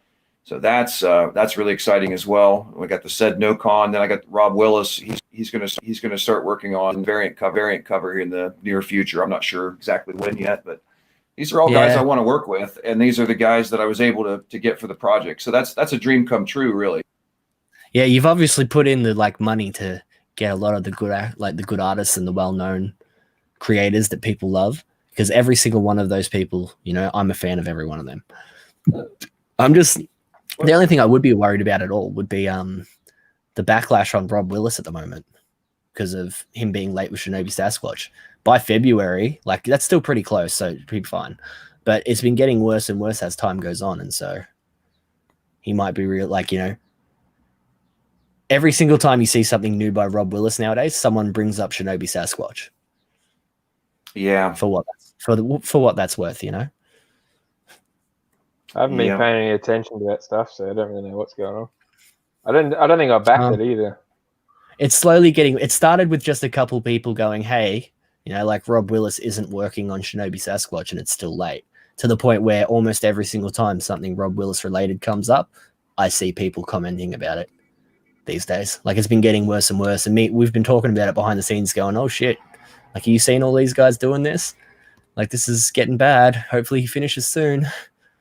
But, isn't he working for Malin now or something? Yeah, that's where it all started. That's what pissed people off, is because he's not just doing a cover or something. He's doing an entire book for Malin. And that's what pissed people off. Yeah. That's where it all started, like months ago. Okay. Right. Yeah. So, you know, by February, hopefully it's not gotten too much worse. But yeah, like I would avoid hiring Rob Willis in the future just because of the negative connotations that are starting to appear around that. If that makes sense. He's so good too. Yeah, but that's the problem. Is he so good that everyone wants him? Yeah, it's true. It's absolutely true. I hope he works it out because his talent is truly rare and amazing. Like he's almost like Dale Keown 2.0. Like I love looking at his work. I backed Shinobi Sasquatch because of Rob. So did I. Yeah, and it was just because of the artwork. You know, like I'm sure Shinobi Sasquatch will be fun and cool, but I was like, oh wow, look at these drawings. I want to back this. I didn't care what the book was about. Yeah. And yeah, so as long as he finishes that, I'm sure everything will be fine and he'll have a great career ahead of him. But if he doesn't hurry up and get that shit finished, it's just going to keep getting worse. You know, and here I am, like, just saying, oh shit, like, I hope he does it soon. Sooner or later, people are going to be like, Dean, why aren't you fucking angry at him? You know, like, so it's just going to get worse and worse as time goes on. And yeah, he just needs to finish Baby Sasquatch now. Like, I don't give a shit about Graveyard Shift at all. I really don't. I don't give two fucks about Malin's Graveyard Shift. And I'm one of the ones that was like, what the fuck, when he decided to do a whole nother book. So that's different to doing a cover or something. He must be getting the big bucks. Exactly right. You know, another one too is Sovereign. It looks like Huerta turned off. Yep. Yeah, it looks like Huerta turned off comments on his Indiegogo, and he's removed backers and stuff. As he removed me, I didn't argue with him or anything in social media or have any kind of, that I can recall, any kind of negative thing. And just one day I was like, hey, I'm going to check Rob's. I haven't seen a post from Rob or Andrew, sorry, for a while. So I'm going to check it out. And he had removed me, and I'm like, oh, so I can't get updates on Sovereign from Facebook. So let me check. Well, I'm not on his, what's going on here, you know? And then I checked his Indiegogo and the comments, and people were all like flipping out saying, hey, he stopped, he's not responding. He's not giving updates. Well, he removed me from his. I'm straight up done with it. Right? Like I said this week, like ages ago now, it's like more than a month ago now, right? Huerta came in, was all like, yeah, I love CG, blah, blah, blah. And then got a bunch of money, and then straight away was like, nah, fuck CG, I'm not part of CG, and unfollowed a bunch of us on Twitter. And from that moment on, I was like, yeah, he's up to some shifty shit. And now I'm hearing that he's canceled. He's the artist for Sovereign and stuff. He did that Black Dragon thing for the War Campaign. Didn't he do variants for Graveyard Shift too? Yeah, he's done variants and things for a few different books, but I don't trust him for shit. Like, I would not give him any of my fucking money, and I don't care how good of an artist he is. Like, he's shifty as fuck. And now that shit that I'm hearing about Sovereign, that is the most unprofessional thing I've ever heard of in ComicsMATE. That is worse than the Red Rooster thing. And from what I heard yesterday, he's apparently cancelled it. So it's all kinds of refunds. No refunds. He just took like $45-50 of mine and a bunch of, the big thing was this is he's a right those of us that backed him, we were excited. We were excited, man. We were behind the bro, man. We wanted this book. And that's not how you treat people. If people take time out of their day and even spend their resources to support your campaign, you got to treat them right, man. Those are your people. That's your tribe. They care about your IP maybe more than you do sometimes. In some of these guys' cases, I think that might even be the case, but they keep it alive. They make it happen. And, without them, you're just another guy going, look at my pictures, guys. Yeah, well, I have no patience for him at all. I am completely sick of his shit. And we were nothing but nice to him and everything from the start. And he just pulled a whole 180. Like, he was using ComicsMATE to make some money. And now it looks like he's not even going to deliver the comic book that he promised in the first place, fucking over however many hundreds of backers he had. And that's some straight up bullshit. Fuck that guy. I have no time for him at all. And that's me saying this public. We're live, aren't we? Yeah, screw him. Fuck it. I agree. So, yeah. I know when someone scammed me, and I don't like it. So I'll say it publicly too. I don't, That's exactly right. That's how I feel. And I'm glad I didn't back him. And I didn't back him because of the shit he was pulling on Twitter. And then, I was like, I didn't catch that shit. Oh, well, he followed a whole bunch of us. And like for about 2 weeks or something, he was part of ComicsMATE. And then someone called him out on it. And he unfollowed all of us, all in a matter of like an hour. He unfollowed all of us, was denouncing ComicsMATE and blah, blah, blah, blah, blah. And then that was when I was like, oh, I don't like this guy. I missed that. Yeah, that was a while ago now. Cryptic Legends of the Mothman, huh? I heard about this one earlier. Great. I'm excited about this one. You gonna watch it? Yeah, definitely. That's what the show's about. They come for the trailers and they stay for our beautiful accents. We do talk funny.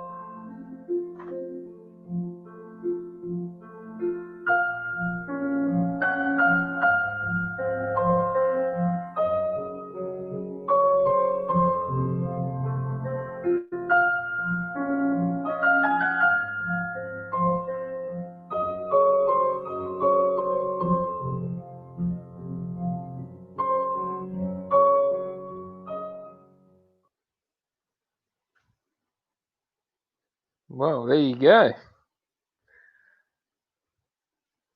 That's some good artwork. Some great That atmosphere. wasn't what I was expecting.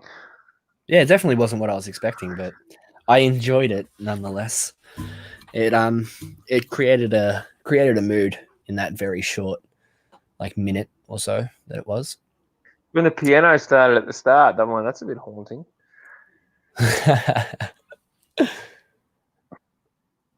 Well, let's scroll down so we can see some of the pages, because that's where the real sales happen, because it doesn't matter how pretty your cover is. If I hate your interior work, I'm not going to buy it. And yeah, that looks good to me. Good Somewhere enough. in the Blackwoods of Point Pleasant, West Virginia. Oh yeah, I don't have a West Virginian accent. West Virginia. I've been trying my whole adult life not to have one. I'm from Ohio, right next to West Virginia, and so I've been trying to get that out. But I can tell you where to start. You have to misuse the word "scene." Okay, the word "saw" no longer exists unless you're talking about the tool, right? Oh, okay. So you went seen all the time. You went and seen that movie the other day, right? Guess who I seen the other day? Then you got to wash something. You don't wash it; you wash it. All right, it's beautiful. It's beautiful talk, really, very eloquent and elegant, and put the comment up on the screen. I miss Wizard Magazine too, man. Oh hell yeah! A lot of that stuff, a lot of this, comic book and nerdy things, that all started for me with Wizard Magazine when I was a little kid. Because comic book shops, there's not as many around in Australia. We have to get to news agencies or to the comic book shops in the cities.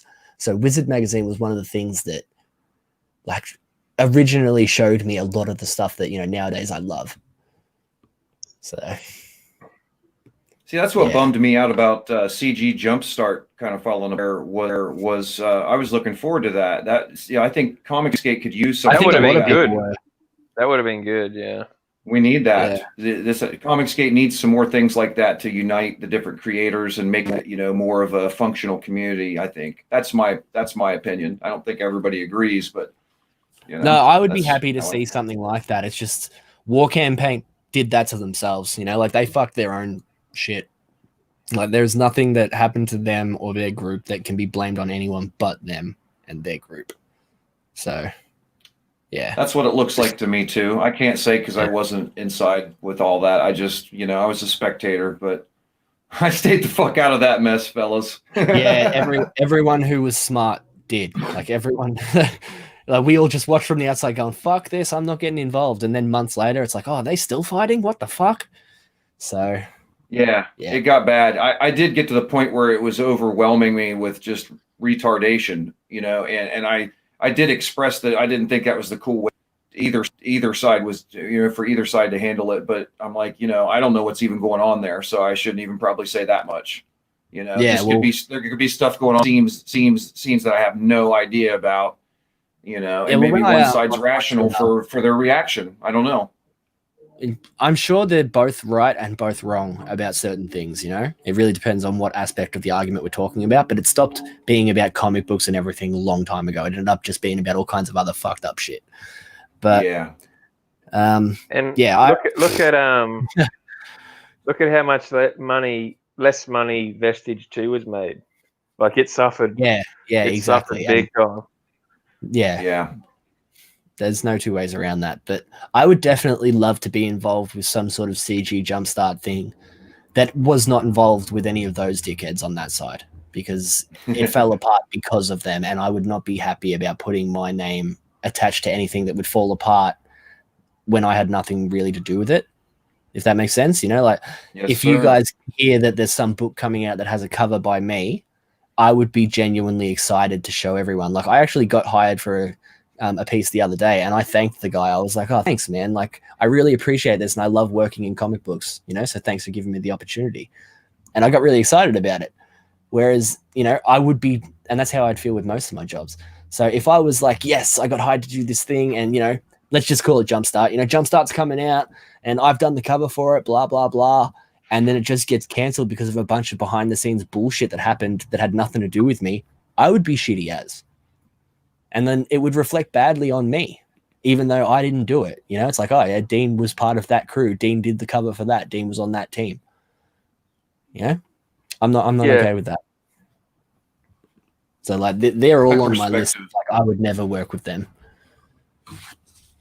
My perspective's very similar, although I did understand why they didn't like that cover, the Anna cover, because we'd been trolling relentlessly.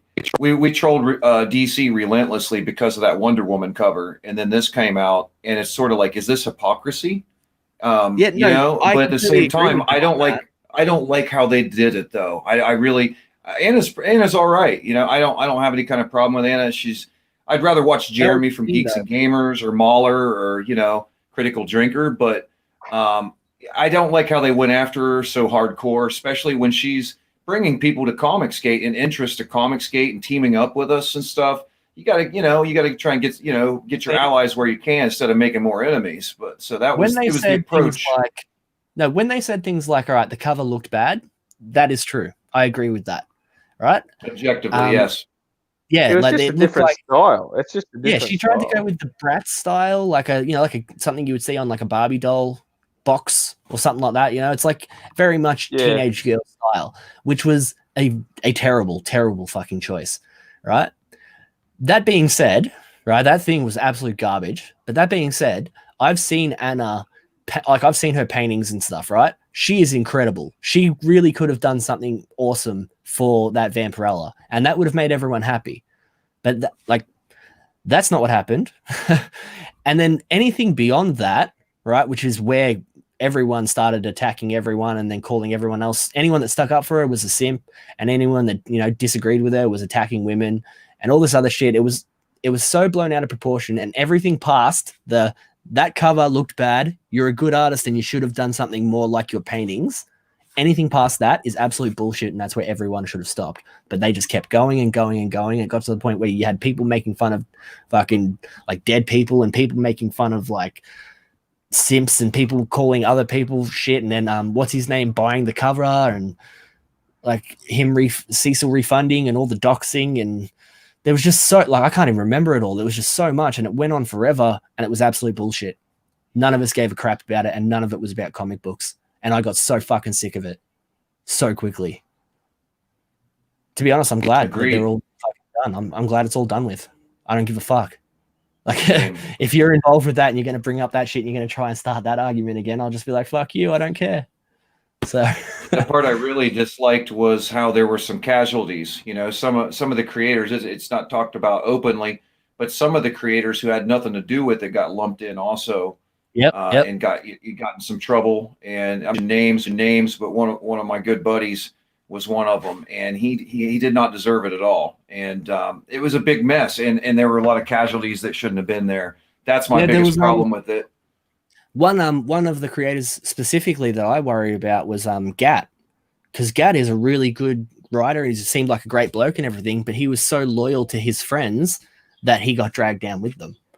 And that's like when it comes to the war campaign guys, and that was, I remember thinking that back at like when it was happening. I even tried to talk to him at the time, and then he ended up unfollowing me and stuff because he disagreed with what I was saying. So like, whatever, but yeah, like he was so loyal to his friends that he got dragged down with them. And I didn't think he ever did anything wrong.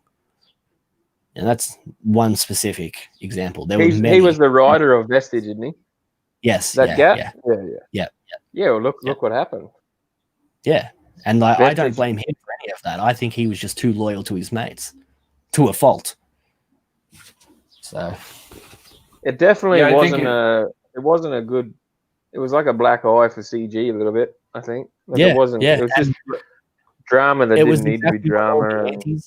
Like all the anti CGs were having a fucking field day the entire time. Yeah.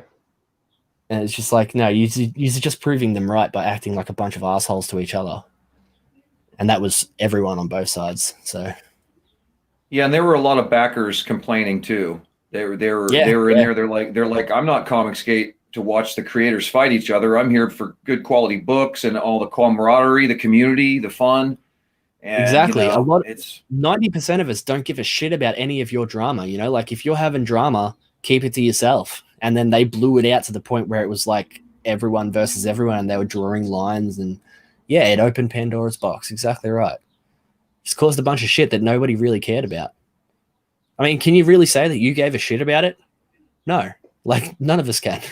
But we're still sitting here right now going, fuck, that was bullshit, because it went on for so long and blew out of proportion and just pissed everyone off. Well, how could anybody really care about it legitimately? Because we didn't, like I said, none of us really knew if there was anything even going on behind the scenes or anything like that. All we knew was you've got the guys, the supporters of the one side and the supporters of the other, just trolling each other constantly.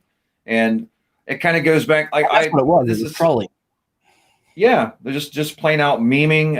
Honestly, I thought a lot of the memes and stuff that the war campaign made was really good. I've got a bit of a dark sense of humor, but it's just like, man, they go too far sometimes. And it's that meme culture.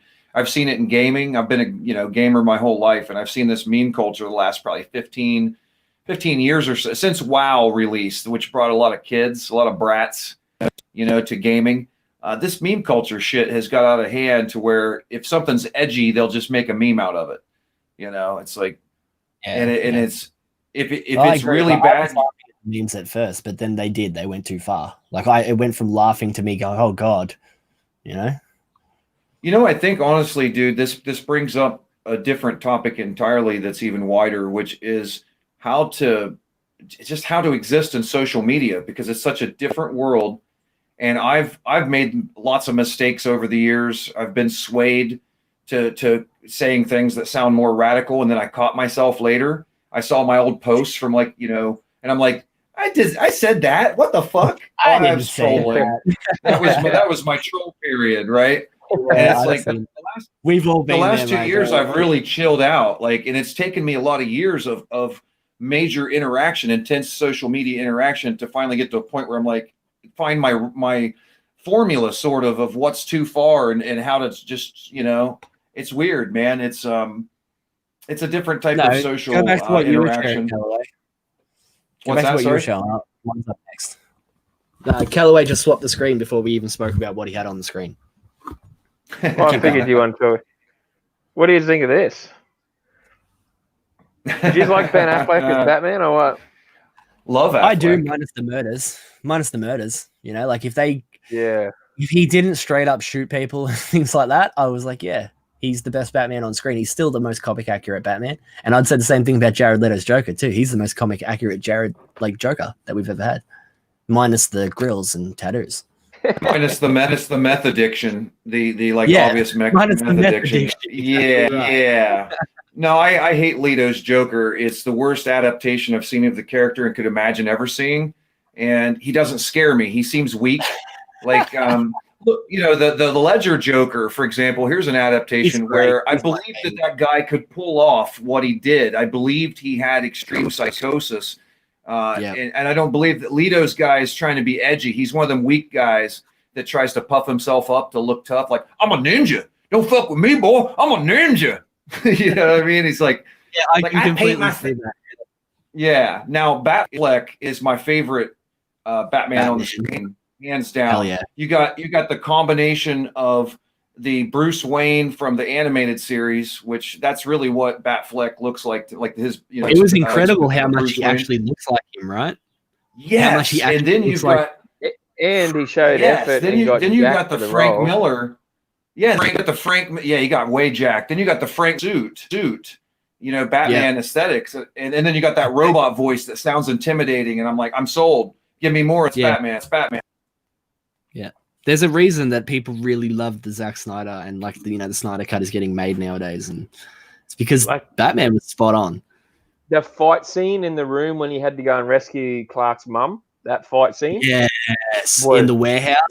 Oh, it was shit hot, wasn't it? Like that was just. That is the best thing you've ever seen in Batman. Like the best Batman scene in any of the Batman movies or anything that he's ever appeared in. Well, one of my favorites was shooting people, but him as Batman, do you bleed? You will. I didn't even mind. How he stabs that guy in the shoulder, upper chest area, and nail it to the wall. I don't even hate that. Go right ahead, Batman. Nail bad guys to the wall. That's perfectly fine with me. but it was when he was murdering, like, he flips that car, and then instead of just driving past it, he like hooks the car on and then starts dragging the car down the road. It's like, dude, okay, they're dead, you know, like, stop it, they're already dead, you know. That was my issue with that.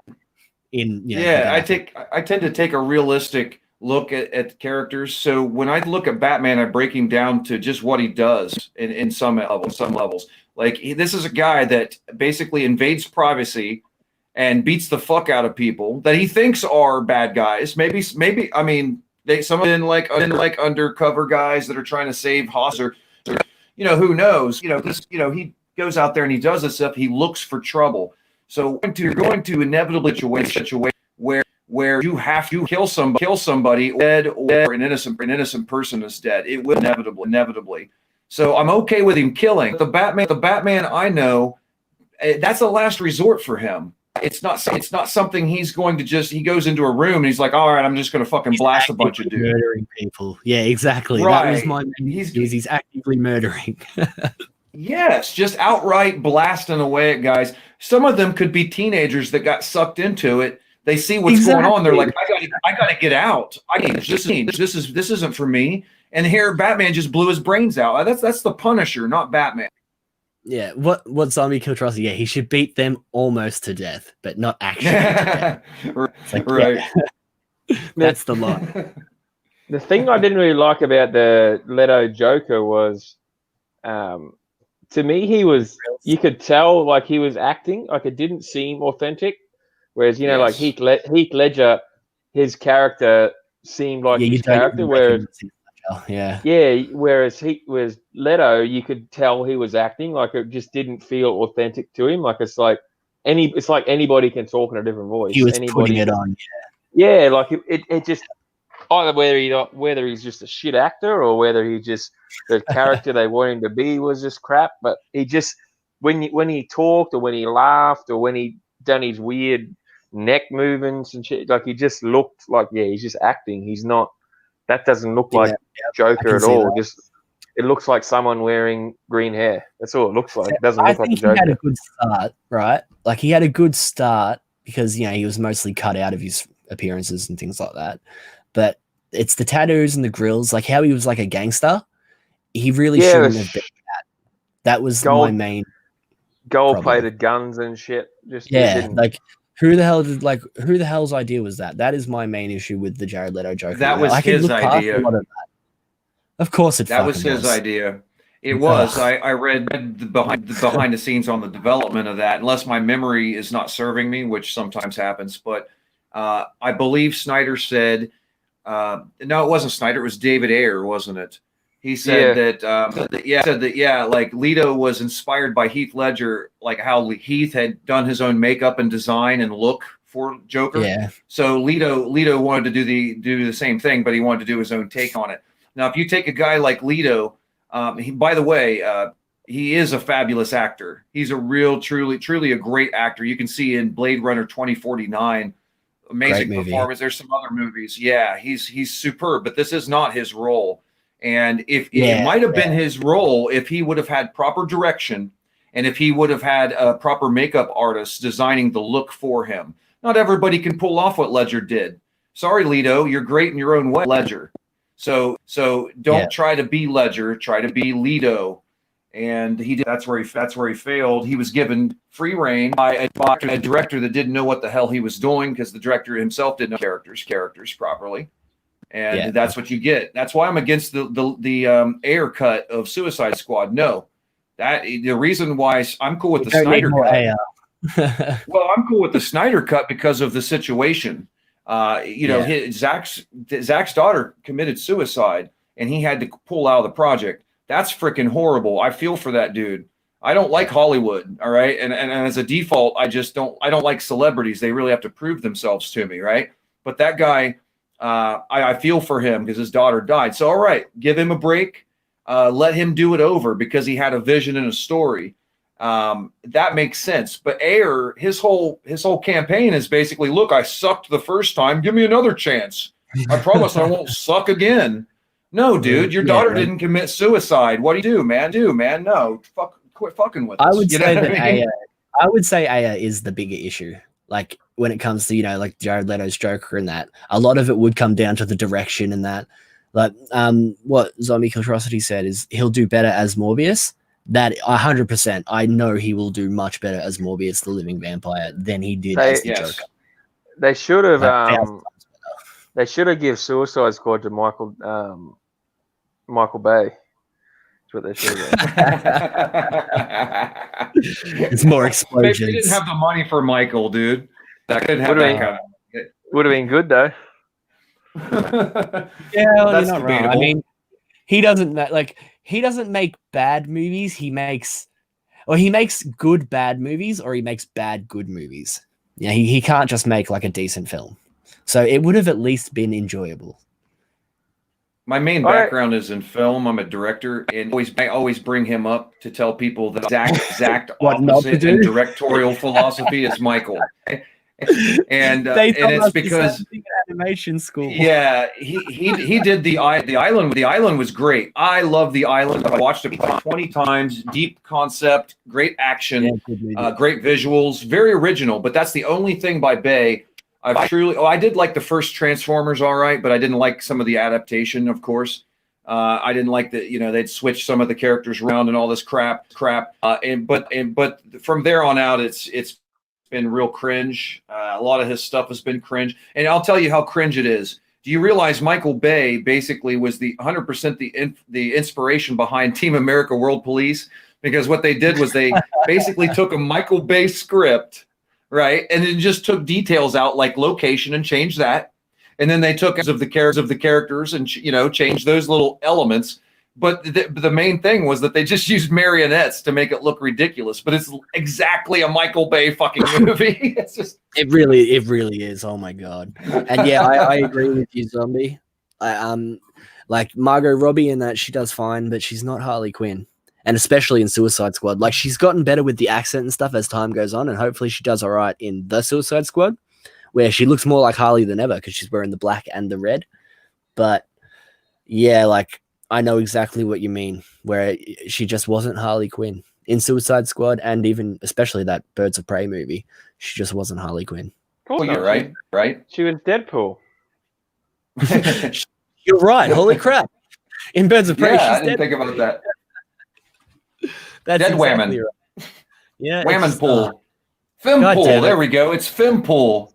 I hate everything. Thanks for sharing that. I hate it. You know why she sucked, right?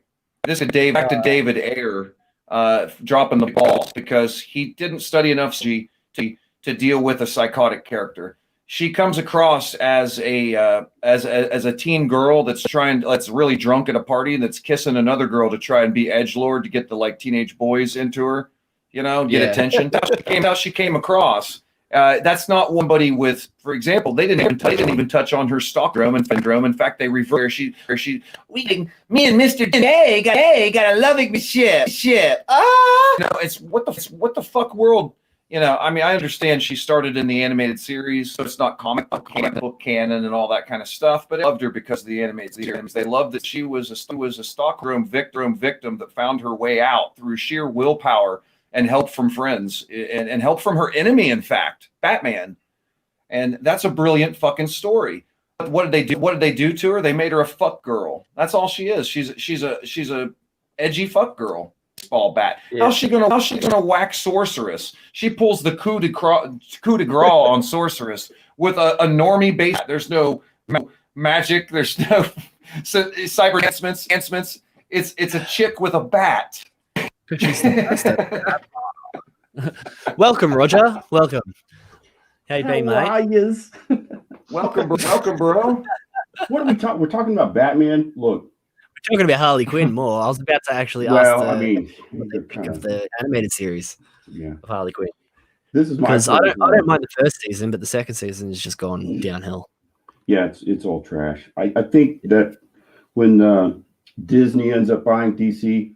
They need to bring Thanos in and snap and just get rid of the whole fucking Batman universe. Get rid of it all. For a reboot or just get rid of it permanently? Just get rid of it all. Batman peaked with Adam West. Oh my gosh. Hey, Roger, I'm going to call bullshit, actually. I'm going to say DC's going to end up buying more. I disagree. No, you can't buy. You'd have to buy Disney to buy Marvel. Yeah, It's probably going to be pretty soon at this rate, bro. DC's definitely getting that first. Yeah, Disney's going to keep pumping out billion-dollar Marvel movies. You're probably right. You're right.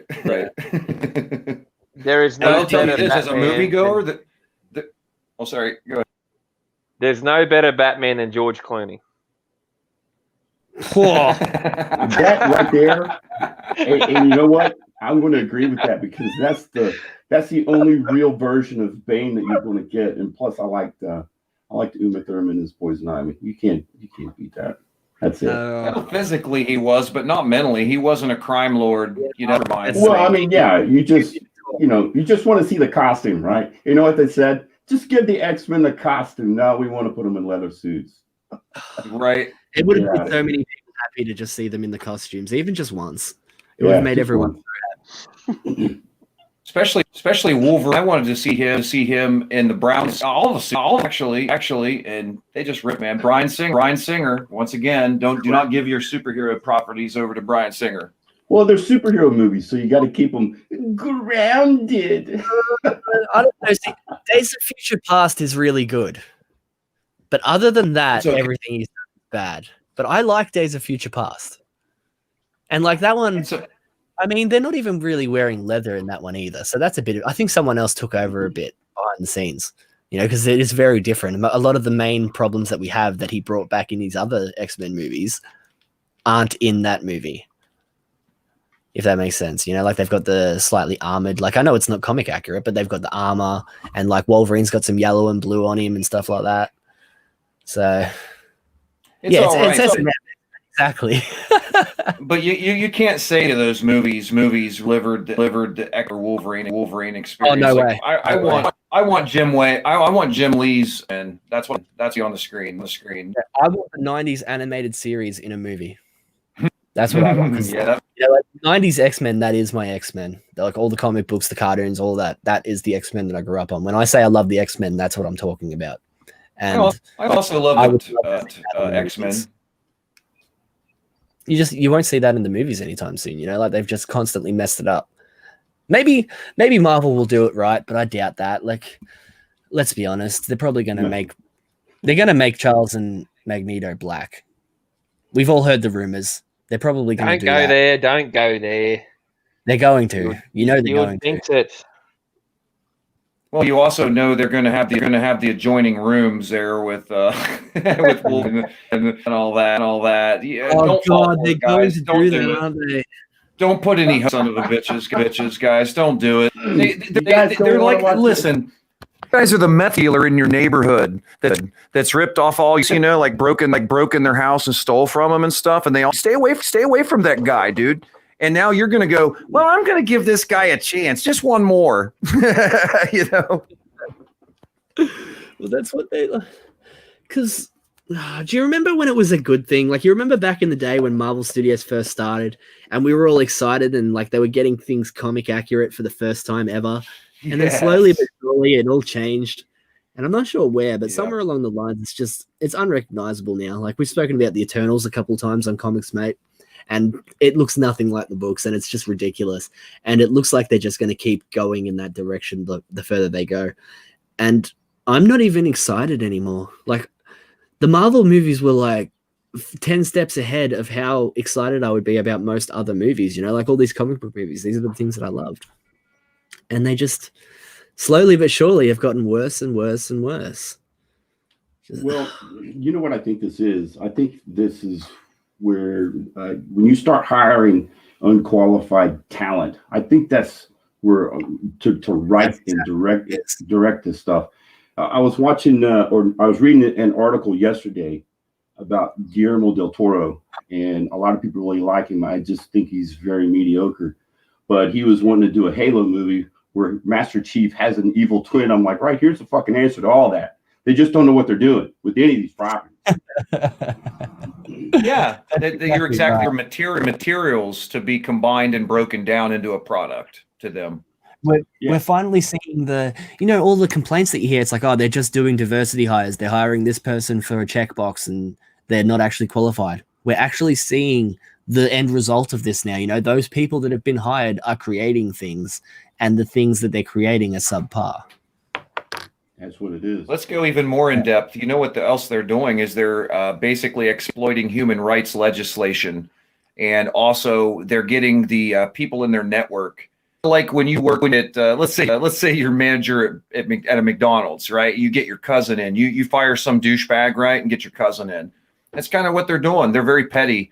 The MO behind these people in the studios, the top level of the studio, is very petty, very childish, vindictive, bitter. They just it's all about them. Well, one example. Yeah, that's exactly right. One example that comes to mind as far as like, if you want to compare the quality of something, is the first season of Mandalorian, which I thought it was really weak.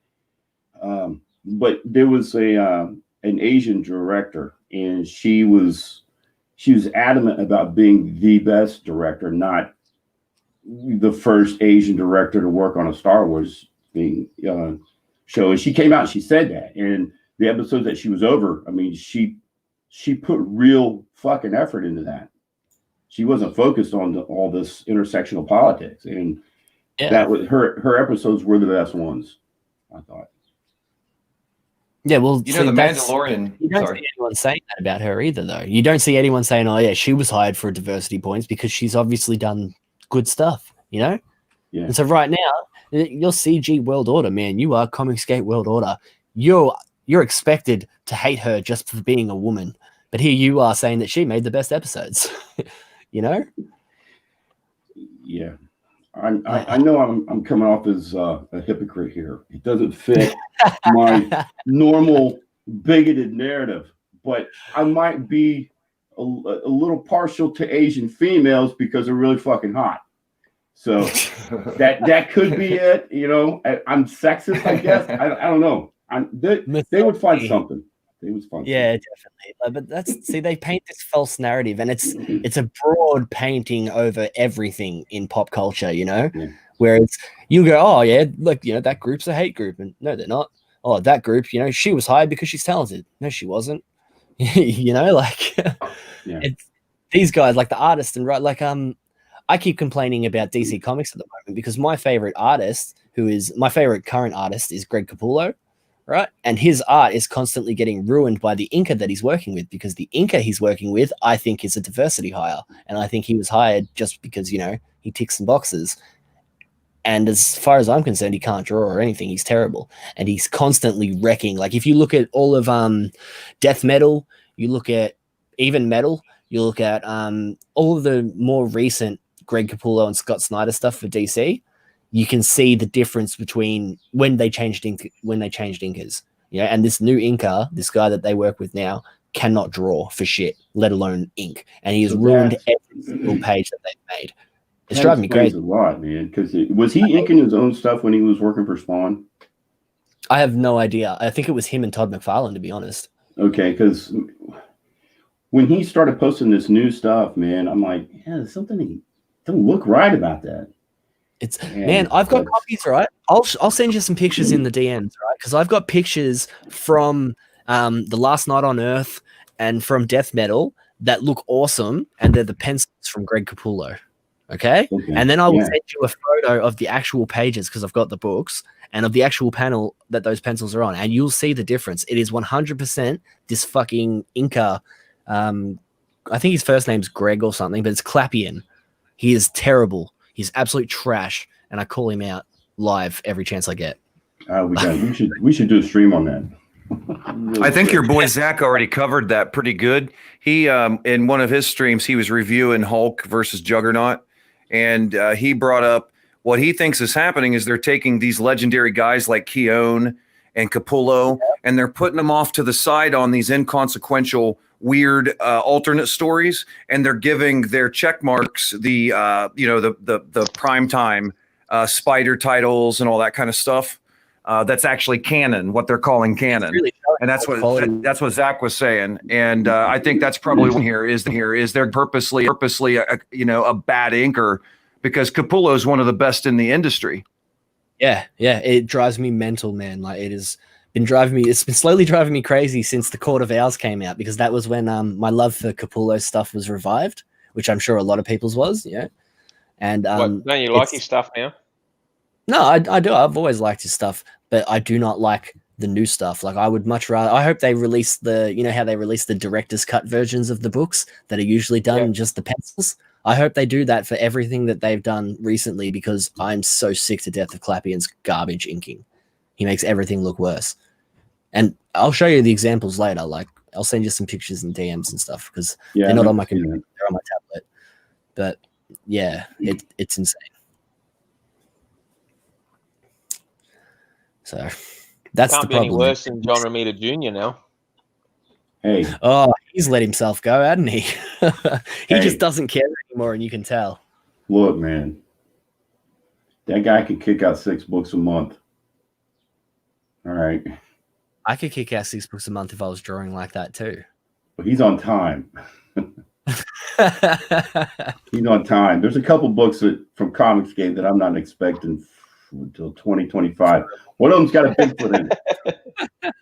I really want that Bigfoot book, and I hope I don't die of prostate cancer by the time I fucking get it. Fuck off my lawn, bitch. Take a trip to Rob's fucking house, put a fucking gun to his head, and say, "You're not leaving this fucking room until I get my 80 pages today." See, Greg, I told you it's getting worse everywhere, isn't it? I feel it, man. I want my squad. I want my fuck. It's a beautiful fucking book. Everybody does. That's like the ultimate. Honestly, it's like people being angry, yelling at you, but they're also complimenting you, because they're like, "I want your work, God damn it!" You know what I mean? That's exactly right. Everybody's like, "Just put that fucking Shinobi Sasquatch aside. Just do my cover. Just do my book. I got a cover. Can you do a cover for me? You don't need to work on that. How about this cover? I'll give you $2,000 for this one. I'll give you $3,000." Then it's I'm not going to buy any Rob Willis covers or anything. It's going to get to the point where nobody buys Rob Willis stuff until he's finished Shinobi Sasquatch. This kind of makes me bad for commitment. I almost want to be like, "Hey, maybe I should pull out so he can get this book done, then I'll talk to him." Yeah, Greg. I don't want to keep him. I don't want to keep him from the finishing that book. That book is fucking awesome, man. That's like one of my favorites. Years ago, and you're keeping him busy. I'm sorry, dude, but I love his work, man. Beautiful books, anyway. I want his work on my book, man, so bad. It's so beautiful. Well, this one I know is going to deliver. I've already seen the printed copies. I've backed this one, and this is a beautiful book that is actually coming soon. So let's watch the trailer for this one.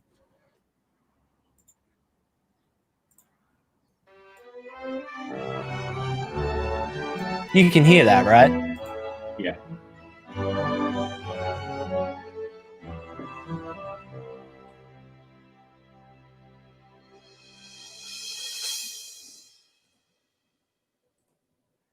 Hey everyone, on behalf of Meta Studios, welcome to Fairy Quest. This is book 1, this is book 2, which have been out of print for quite some time. And on this occasion, we're actually coming back with a brand new volume, book 3, which is called Over, Under and Through.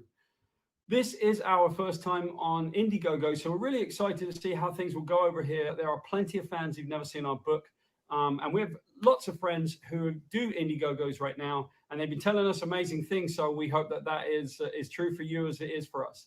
We're going to give away a bunch of swag, a load of really cool stretch goals and things like that, and we really want to make this the best experience that we can. So we're going to make sure that we stay in touch with you. We're going to answer any questions that you have. We're going to be introducing new stuff all the time. There will be some Indiegogo exclusives and all kinds of other really cool stuff. And we also want to hear from you. We would love to answer any questions that you have, give you any information that we have, and generally make this a really, really positive experience.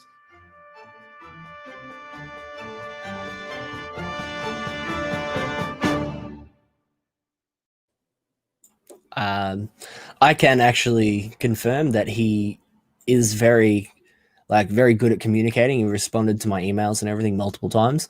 I believe it's him and his wife as well. Like, he has a small team of a couple people. I believe they're just family and friends, but I've spoken to a couple of them through the emails and stuff. He's very friendly and very helpful.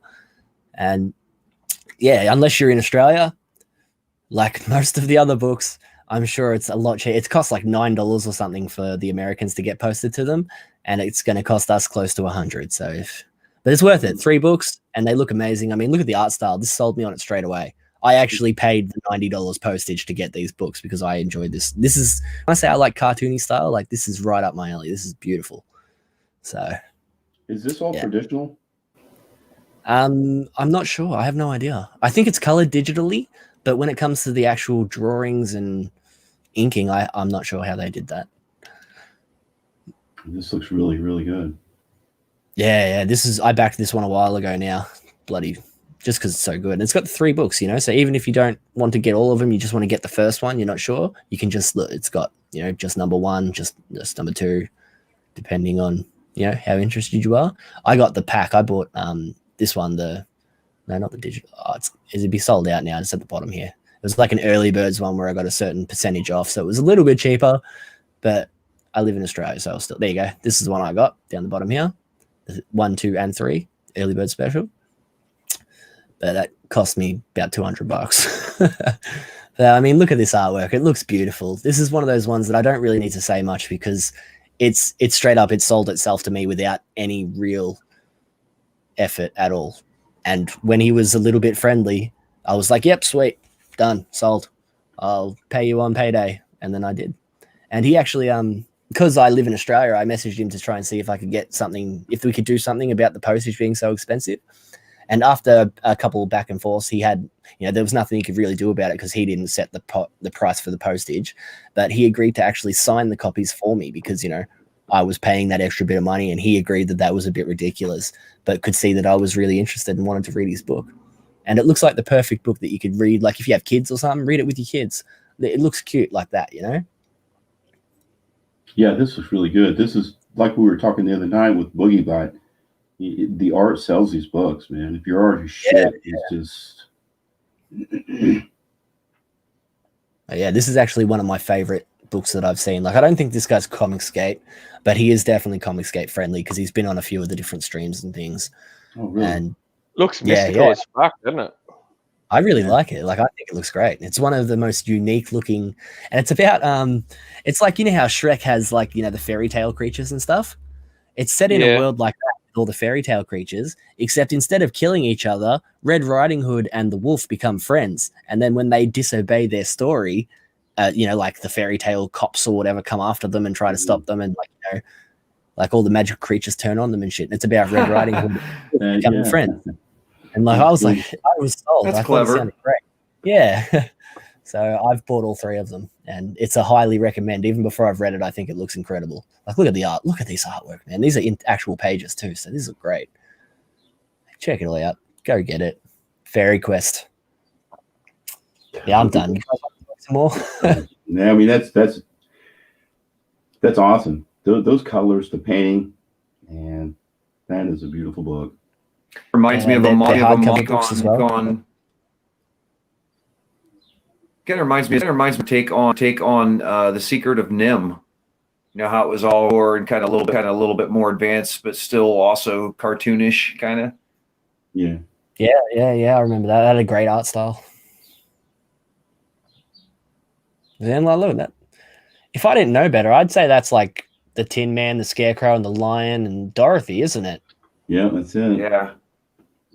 Riding Hood. Like, this looks great. Like, I want to read this. I cannot wait. And look, that's Alice in Wonderland. You got Alice and the Mad Hatter and Cheshire Cat. And is that the cat? Yeah, it is. It's Smoking Caterpillar down the side here.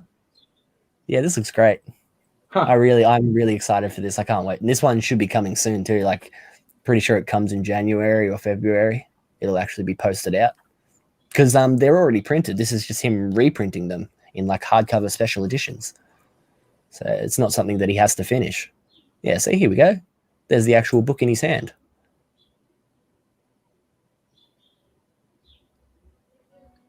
Okay, so let's take a look at the production values that we put onto the Quest. Here's the square. Oh, I can't full screen it for some reason. Side of the book. We like to make something that lasts for a very long time. If you look at the back cover, and we've done it on both covers, you'll see, as I've held it up to the light here, it says "Do not deviate," but that's actually just using a spot UV varnish. So that's something that we brought to the front cover of all of our books. Let's take a look at the front cover. As I hold it up to the light, you'll see we've got the spot UV coating again, so it's in the eyeballs. But you can also see that Red Riding Hood is actually embossed on the cover, and some of the other characters are as well. This is the kind of book that we make to be very sturdy and beautiful so that it will last a really long time, and we hope that you will love it as much as we do.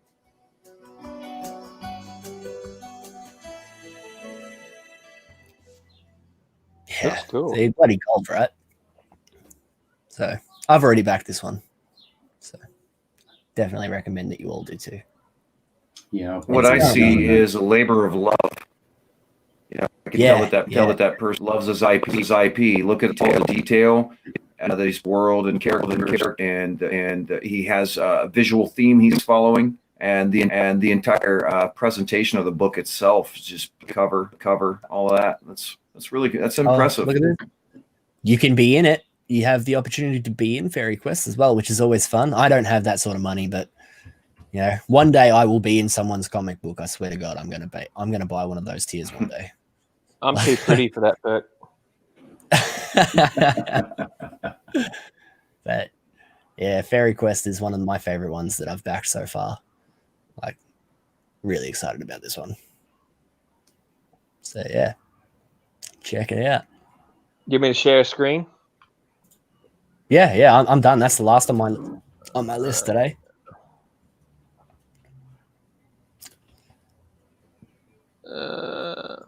Since Greg wasn't here.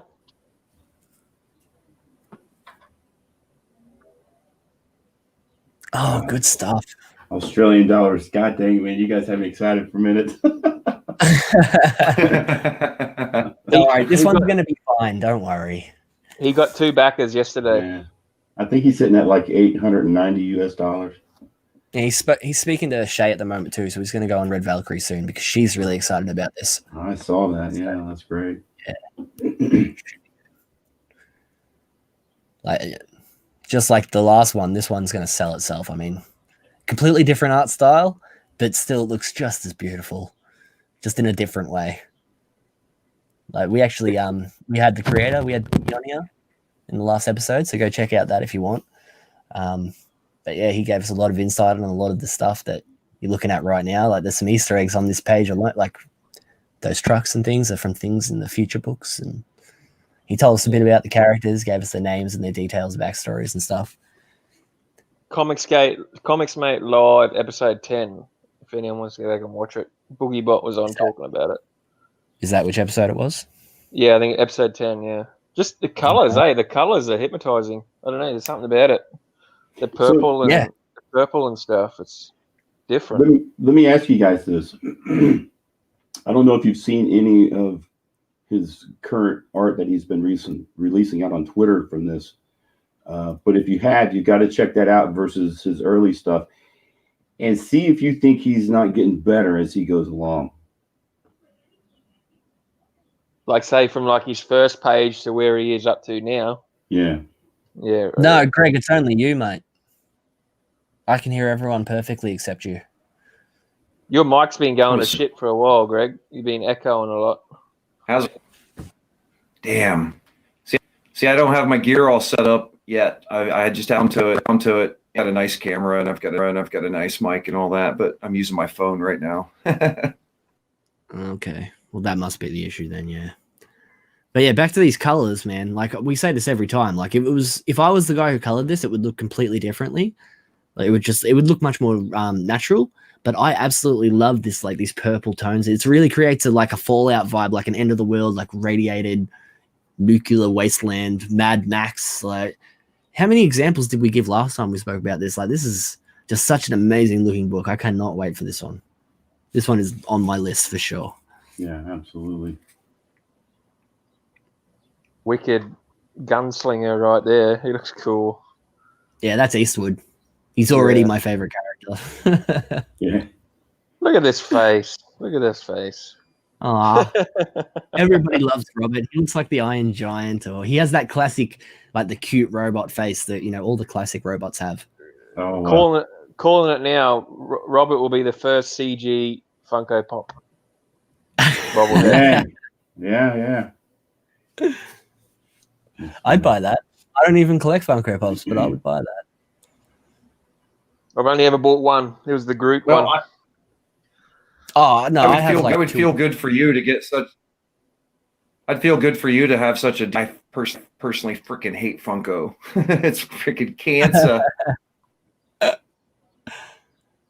I don't mind them. Like I had a couple, and I've sold a couple. Like I had the Loki from the Avengers, the gold Loki, the collectible one. I bought it for like $200 off eBay, and then sold it for $1,000 6 months later. I walk down the aisle and I look around and I see these Funkos and I'm like, they're making the frogs gay.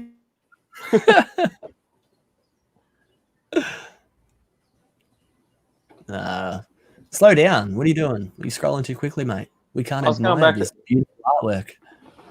Oh no. I know. But yeah, how much are these books? Like, because there's a black and white copy of this as well, which I'm going to get. What I was saying earlier about how, if the artwork looks nice, I will want a black and white copy. Robert comes in black and white as well, and I will be getting this one because he has this the dynamic art style that I was saying that the other one was lacking. This has it. Whatever it is, this book has it, and this artist has it. So, and I've spoken to Boogie multiple times. He's a great bloke. And yeah, definitely back his book. 63 AU for 2 books. Yeah, that's not too bad. And the postage wasn't too expensive for this one either. Like it was expensive, but compared to everything we have to pay, it wasn't bad. You Americans would think it was terrible, but for Aussie standards, it's all right. Yeah, I got some. I've been sitting on a book from Australia. I don't know who it's from. I haven't opened it yet. And I was looking at the postage and it's like $13.50. I'm like, motherfucker, what in the hell did I really pay for it? Yeah, you're right. Actually, no, I think it's only one way. I think we can post things to you relatively cheap, but it has something to do with how China wants to fuck up Australia because Australia hates China. Well, yeah, but I mean, what I'm saying is like China owns Australia. You guys haven't done business with like American eBayers, right? So yeah, I have. You have, so you get on like here, right? I mean, small things, maybe like game controllers or things like that. It should only cost about $5-6 to ship. I used to ship all the time, but you'll get on there and be like, $10 shipping, $15 shipping. It's like, gee, and you get in the mail. It's in a shitty little manila envelope, not the kind that has the bubble wrap inside, right? It's just a little thin paper, and it's got like $3 postage. Just God dang, son of a bitch, just ripped me off. Yeah, they do that. They do that here too. Don't worry. But when it comes to international postage, it actually does cost us an arm and a leg. Like I can send stuff to Callaway. He can send stuff back and forth, like as long as it's within Australia. But the second that I try to send something to any other country, it'll spend 2 weeks in China, and then it will cost us twice as much. All right, I'm going to open this here and see what the hell this book is. I wanted to do it live. Oh, exciting. It's pretty thick. What is it? What do we got here? It is Extreme Champion Tournament. Oh, okay. I didn't know that. I got that one the other day. I got that one the other day. Yeah, I remember this book. Hell yeah. Let me know how it goes. The only thing is, it's issue 4, so I didn't know if I don't think you could get issue 1, 2, and 3 on the campaign. So I'm coming in 4 issues late, and I got no idea where I am. So well, I can tell you, this looks really, really good. See how thick the paper is, Rog? See how thick it is? Yeah, man. I mean, this is. It's like cardboard, eh? It's like thick. Like cardstock or. Yeah, it's like there's no fluting with that paper. Really, Some people don't really like good. that though. If it gets too thick, I've heard people complain about that. This is a stout piece of work, man. It's very stout. I forgot I ordered this. I don't remember what I ordered, man. I just anytime I get like an update in my inbox, I just delete the Indiegogo updates. Me too. I don't even read them. Yeah, I mean, Donald I'm DeLay sent out digital copies of Brutus. I'm like, I'm not reading that. I want to read the book, right? I want to have the book in my hand. I've backed a few just digitally, and then I've got the updates, and I've just deleted them. So now I'm worried that I've deleted the digital copies that I paid for. Oh wow! I definitely want to back this book too. This is really cool. It's different. I like that character Eastwood, to be honest, because Outlaw Josie Wales is one of my favorite movie characters ever. So I've actually emulated that character in some characters I've written before, but I always make them a lot different. Like I don't use but just the personality. Like what name you going by on here, Daniel? I can't see the chat right now. Daniel and I are working on a character, developing a book that has a character that his personality is kind of modeled after Outlaw Josie Wales. Doesn't speak much. When he does, you better listen. That kind of character. Nice. I like that. Well, yeah, Boogie had a lot of really clever ideas when it comes to this story. Like, I don't want to go into it because I'll probably say it all wrong, but the robots get their personalities from pop culture references and things. Like they develop personalities based around like the media and other things that they have, watched or listened to. That's perfect. Yeah, it was really clever the way he's put it through and said there's going to be mafia robots and punk robots and like I think an Elvis really robot is coming. Yeah. It was really nice. And so like that's where you assume that Eastwood got all of its personality from Clint Eastwood movies. But yeah, and like so they developed these personalities around this stuff. I was really impressed with the way he's gone into it. It's brilliant. I'm very, very excited about this one. So this is something like what the new Westworld could have been if they actually had kept making something cool. Yeah. Because this apparently the world ended, and this takes place like 85 years after that. So the world ended a long time ago, and now this is like the new world. Yeah. Yeah, check out the last it was the last couple of episodes. We've had some really good stuff on the last few episodes. If you guys want to see that, go check that stuff out because Boogie was like, as I said, really impressed me with the stuff that he's saying about this new stuff. This new book that he's coming out with. Robert is going to be an instant classic. It's going to be a cult classic, if you don't get your hands on it. You're going to wish you did. Let's watch the trailer, eh? Yeah, definitely. I could watch this one all day. Well, shut up and we'll listen to it, right?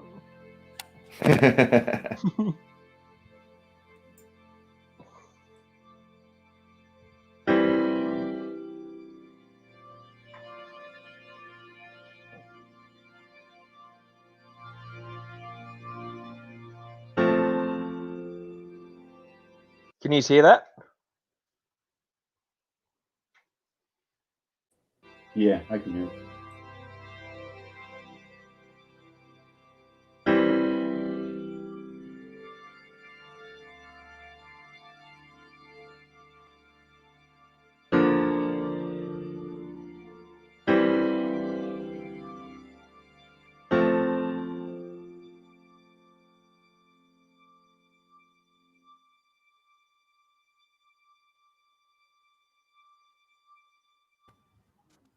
Yeah, he's releasing a new trailer later this week. He hopes it'll be ready by this week, which will, less of a teaser and more of an actual trailer, giving you a bit more information, which will be, probably a bunch of that stuff that we just told you just a second ago about the story. We have those bits of. Sorry, go ahead. We have Edwin in the chat here. Let's promote his project here real quick. Edwin, you just got the your I've signed up. Mailing list, right? That's all you have up for that. Is he listening? I hope he's still in the chat. Yeah, he's there. Yeah, I've signed up for the Ace. I really like it. You should hire me to just draw some pictures. I really like his design. Dean is awesome at drawing leaves. He loves to draw leaves. And trees. Oh, no fucking way. I'm not drawing any more trees. I'm taking every job that involves like explosions and rocks and fire and monsters and anything. But if you want me to draw anything in a forest, yeah, I'm going to tell you to get out of my DMs. Man, these mailing list pages, do they, how much stuff did they let you put on here? I think a fair bit, because I've seen some with trailers and pictures and I've seen others with nothing. Okay. I'm really not sure though, but like I know you can chuck a trailer and stuff on there if you really want to, because I've seen it before. All right. I want to drop the link in the chat if one of you guys would like to Yeah, definitely. throw it up on the screen here. Yeah, we cannot post comments. I hate the way this chat system is set up. It launches in January. Yeah, there's the link if you want to, if either of you guys want to share that. Where is it? I'm looking for it. There it is. You got to go into. I got to go into the normal YouTube to find that link. No, you don't. I've got it. Oh dear. Yeah.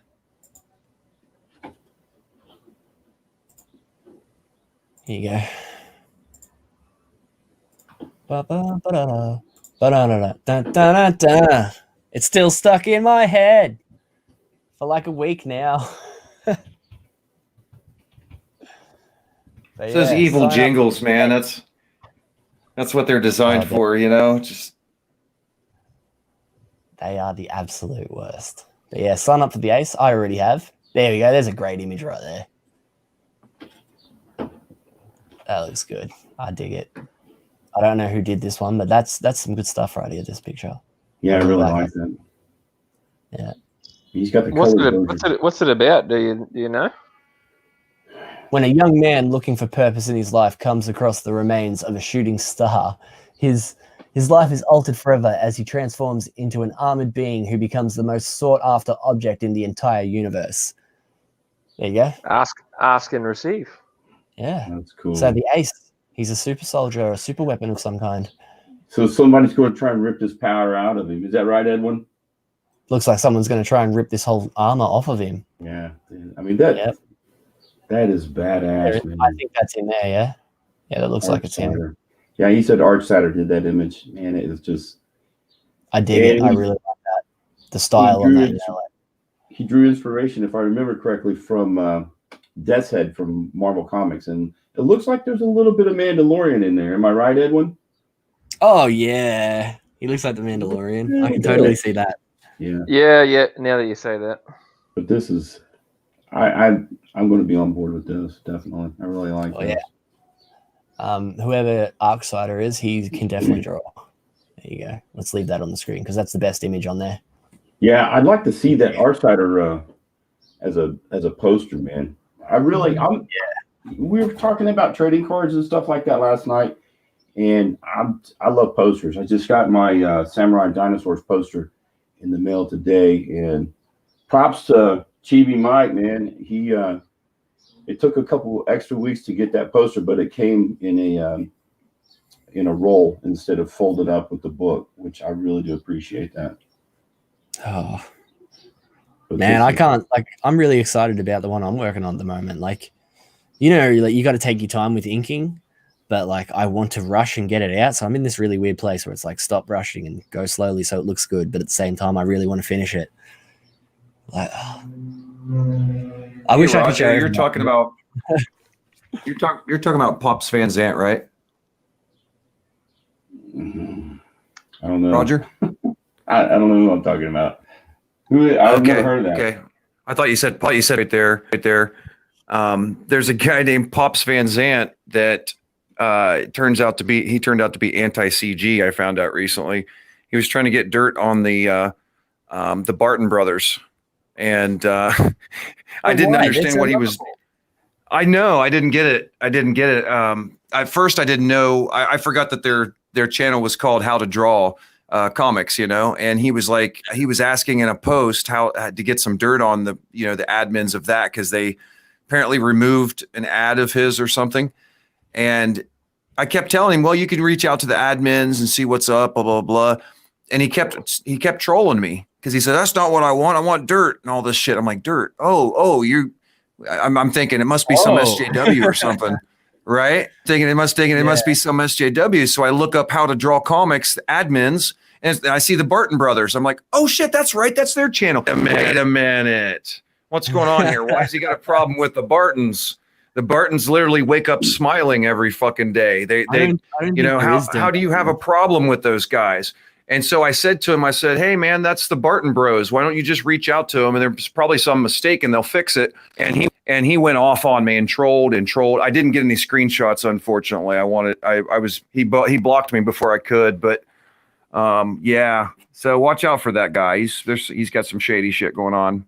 What was this about? How did you get that out of what I was saying? I thought you said Pops. I had sent you something, and because some other guys in CG know who Pops is too, so maybe I misheard you or something. I don't know. No, I don't even know him, so it sounds. I'm glad it brought it up though, because I've been meaning to warn people about that guy. So, you know, so I'm glad it was. I misunderstood. Hell, fuck yeah, shit. Yeah, no, I haven't heard of him at all, so hopefully it stays that way. Is Kel's going out for more chicken? Yep, definitely.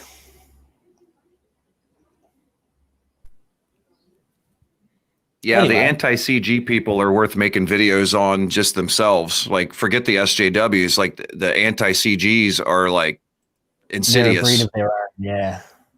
They're actually more. Some of them are more intelligent than the SJWs. Like they've got tactics, or they're backhand. I'm not saying that like these guys are bright necessarily. I'm just saying they're not.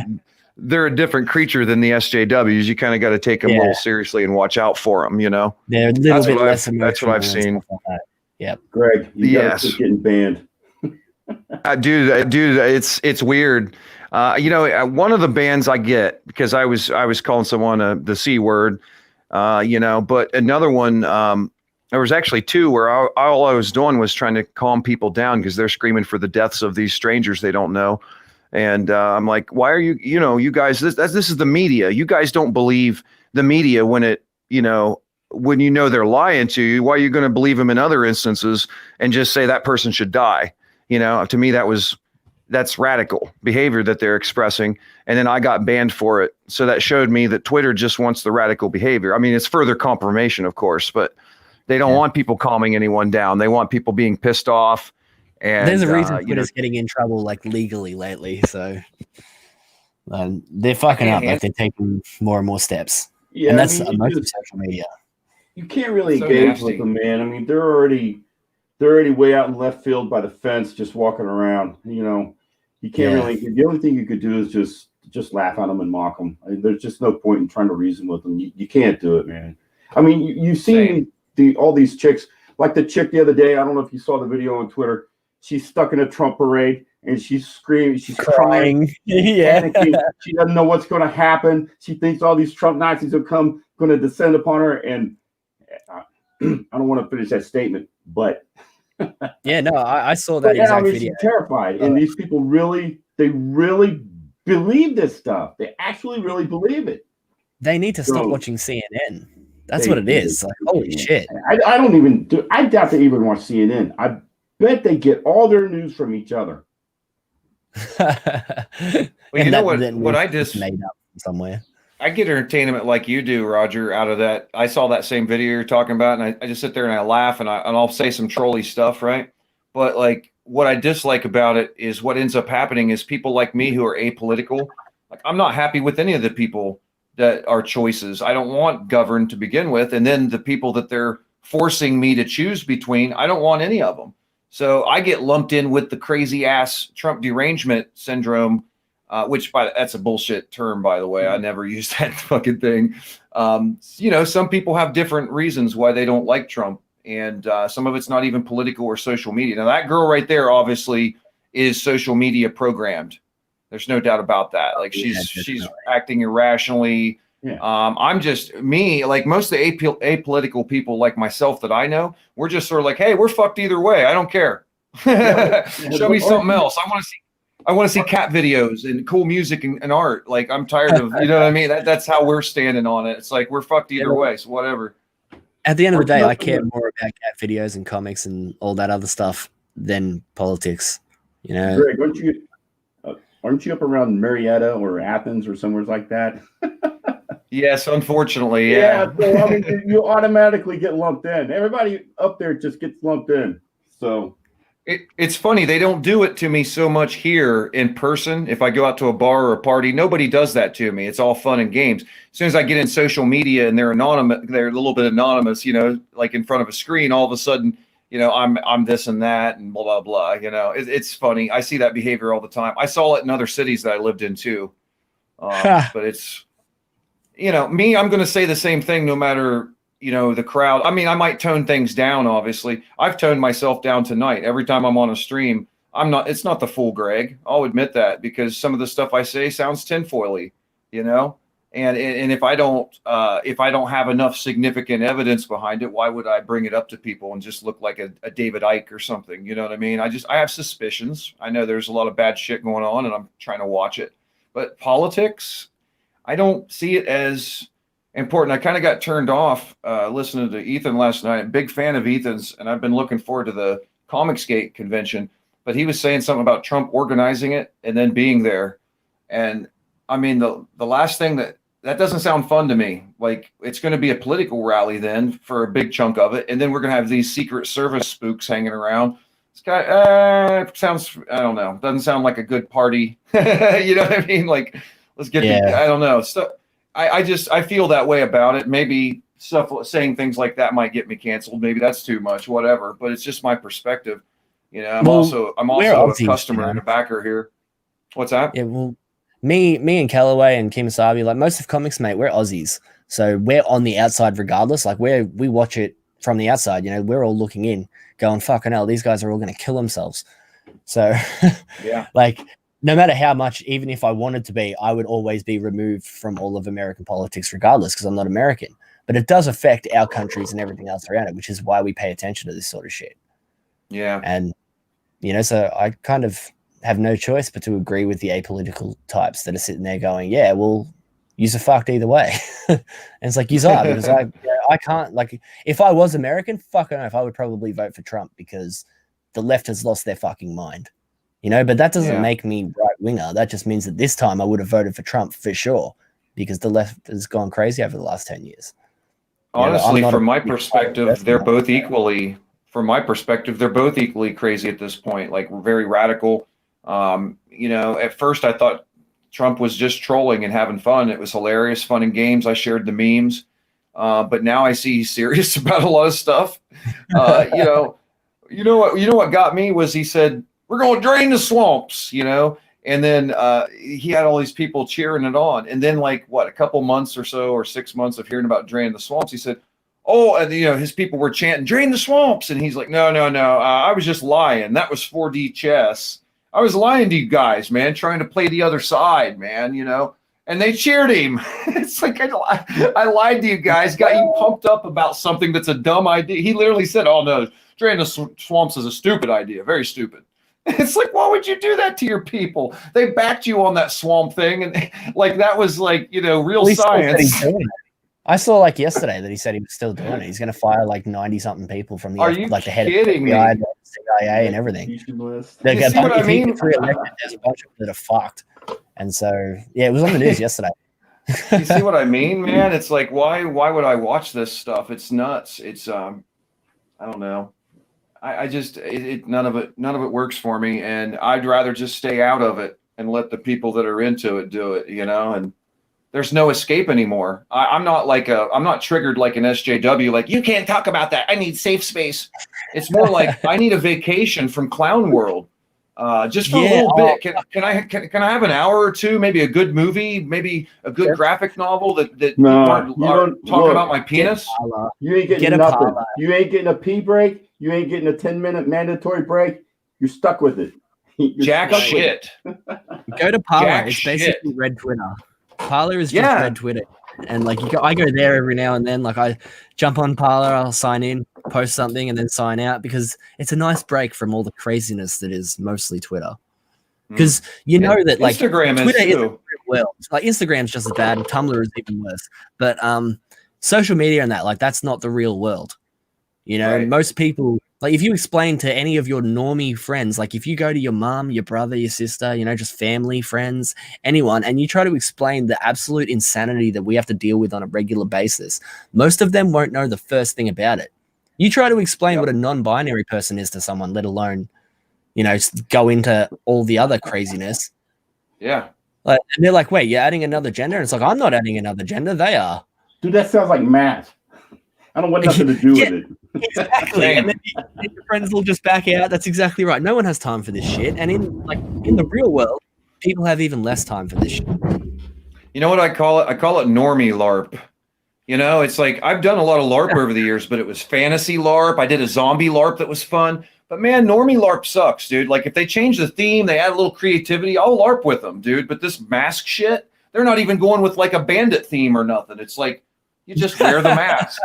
Okay, so why am I wearing it? Well, science. Well, no, science is saying the opposite. Yeah. Well, just wear it. You know, just shut up and wear it. And I'm like, oh, that's the LARP. Okay, we're supposed to act like science doesn't matter anymore. Okay, gotcha. Yeah. Oh, what a bummer LARP. Like that's so. And they're doing that all over the world too. We had the same shit happening in Australia, and half the country is saying it's bullshit, and the other half is saying, "Oh, just do it." And it's like, well, yeah, I'm not going to just do something. What the hell kind of like? I'm not even the smartest person I know, but why am I the only one who's not acting like a complete idiot? Maybe you are the smartest person in the world at that point, right? There's something special about you. Maybe you're Neo, man. You're the real world Neo. That's like almost what it's like anymore, you know? Like most of the people that I know that like agree with this sort of thing is like none of us watch mainstream television. We all think it's bullshit. And we all know that sort of like, you know, oh, media is going to lie to you and blah, blah, blah. The most I get out of the news is I find out something happened and then I know to look into it myself to find out what actually happened. I'm not just going to listen to the news. I'll be like, all right, someone died. Let's find out what actually happened. And there was a great example going around Twitter a couple of weeks ago, and it was the same exact story, right? And the first one was from like CNN or something, and it said, police shoot down innocent man in cold blood in the streets in France. And then the next one, was the exact same story. Yeah, I showed you this, didn't I, Roger? Yeah. The next one was the exact same story, but it said, crazed lunatic screams Allah Akbar after beheading a teacher with a knife and then gets shot by the police dead in the street. And it was the exact same story. And I'm like, holy shit.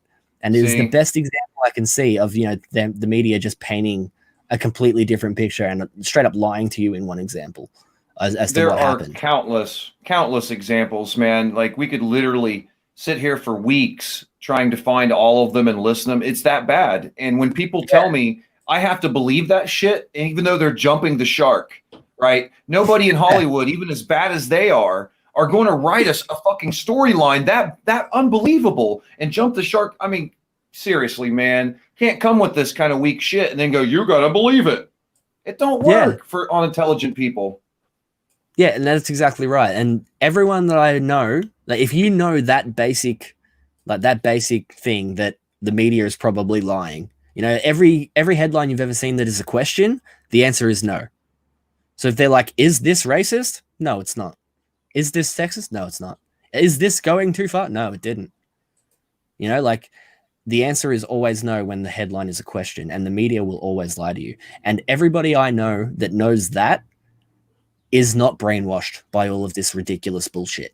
But if you're just like, if you're more on the normie side and you do just take in the news and stuff like, oh my God, my mum is one of the worst. She just takes everything the news says for like, as if it's fact, and it drives everyone else in the family insane. Even my dad and that don't believe it. So everyone in the family is like, oh my God, stop it. But if you're more of a normie, you just kind of take the stuff in and you just listen to it and then you don't even really think about it. But the second that you have your eyes open, you do what's expected of you. You're expected to do that. You have to support it. If you don't, you're weird. You're outsider. You're a pariah. Yeah. I haven't watched mainstream in years. Yeah, same. Let me give you some contrast. I love giving contrast examples, right? So my girlfriend loves the original show Charmed. Loves it to death. She just watches it every day, right? She loves it. Now you know how bad that show is. She can't watch anything that's out right now.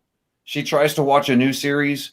She might even give it an episode, like a whole episode. but she can't get into any of these series. And it's been like this for about a year and a half, 2 years. And for somebody that's okay with Charmed, you know what I mean? Like, that's kind of telling. Yeah. It's not gourmet. Charmed is not gourmet, right? It's not gourmet video production. No, like, I was out when I was a kid, Charmed. Like, the three. Yeah, and they've got better production quality now. They could be doing so much more, even with TV shows and streaming services. And they're still slapping out shit that's worse than early '90s TV that had much less. Few shows. Like, there are those shows that prove that it can be done. You know, like the special effects in Game of Thrones were movie quality through the entire series. Yeah, like, look at the Stranger Things. Stranger Things was fantastic. But then you have shows like Supergirl, where literally for the flying effect, man, right? It's like they had her jump onto a mat or something. Yeah. Right? And then they freeze frame her and they cut her out, and she's just it's a single frame, and then they just zoom that frame across the screen as fast as they can. And because I learned, like, I was going before all the lockdowns and everything started, right? I was going to university and learning animation. And so we learn, on top of all of that, we learn 3D modeling, we learn filmmaking and all, you know, anything related to that, right? Special effects wise, all that stuff.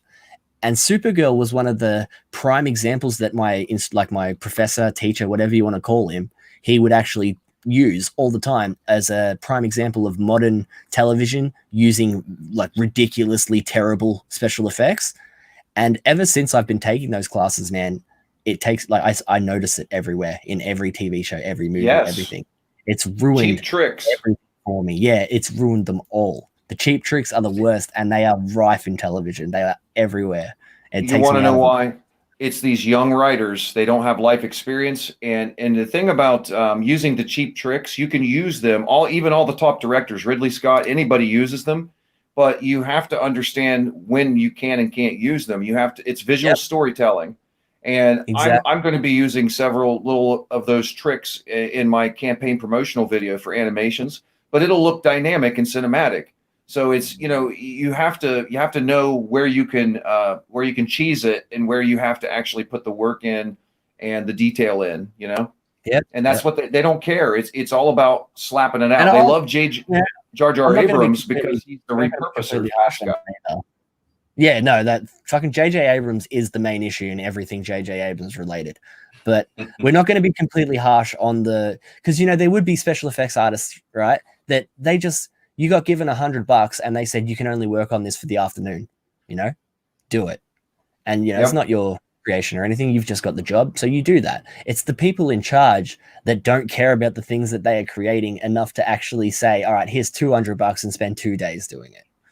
You know, I know several professionals in that industry, and what they've spelled out to me when we've just been sitting around shooting the shit is that what happens is it's like any other industry. Like look at this indie industry. You know, you've got your Rob Willises that are amazing, you know, and then you've got a lot of people that are doing a lot of mediocre work. So in Hollywood, they've got the Rob Willis equivalents, you know, of special effects guys, and they're so booked up and in demand that even a lot of the big studios can't afford the budget to get their proper work, so they have to slap through those really fast and get on to the big Disney. 5 years for their movies to come out, right? And they have to get right into the Disney productions that are the huge money, and there's only shows. That's just movies, you know, and then you get the low grade movies, and then you get look at Justice League.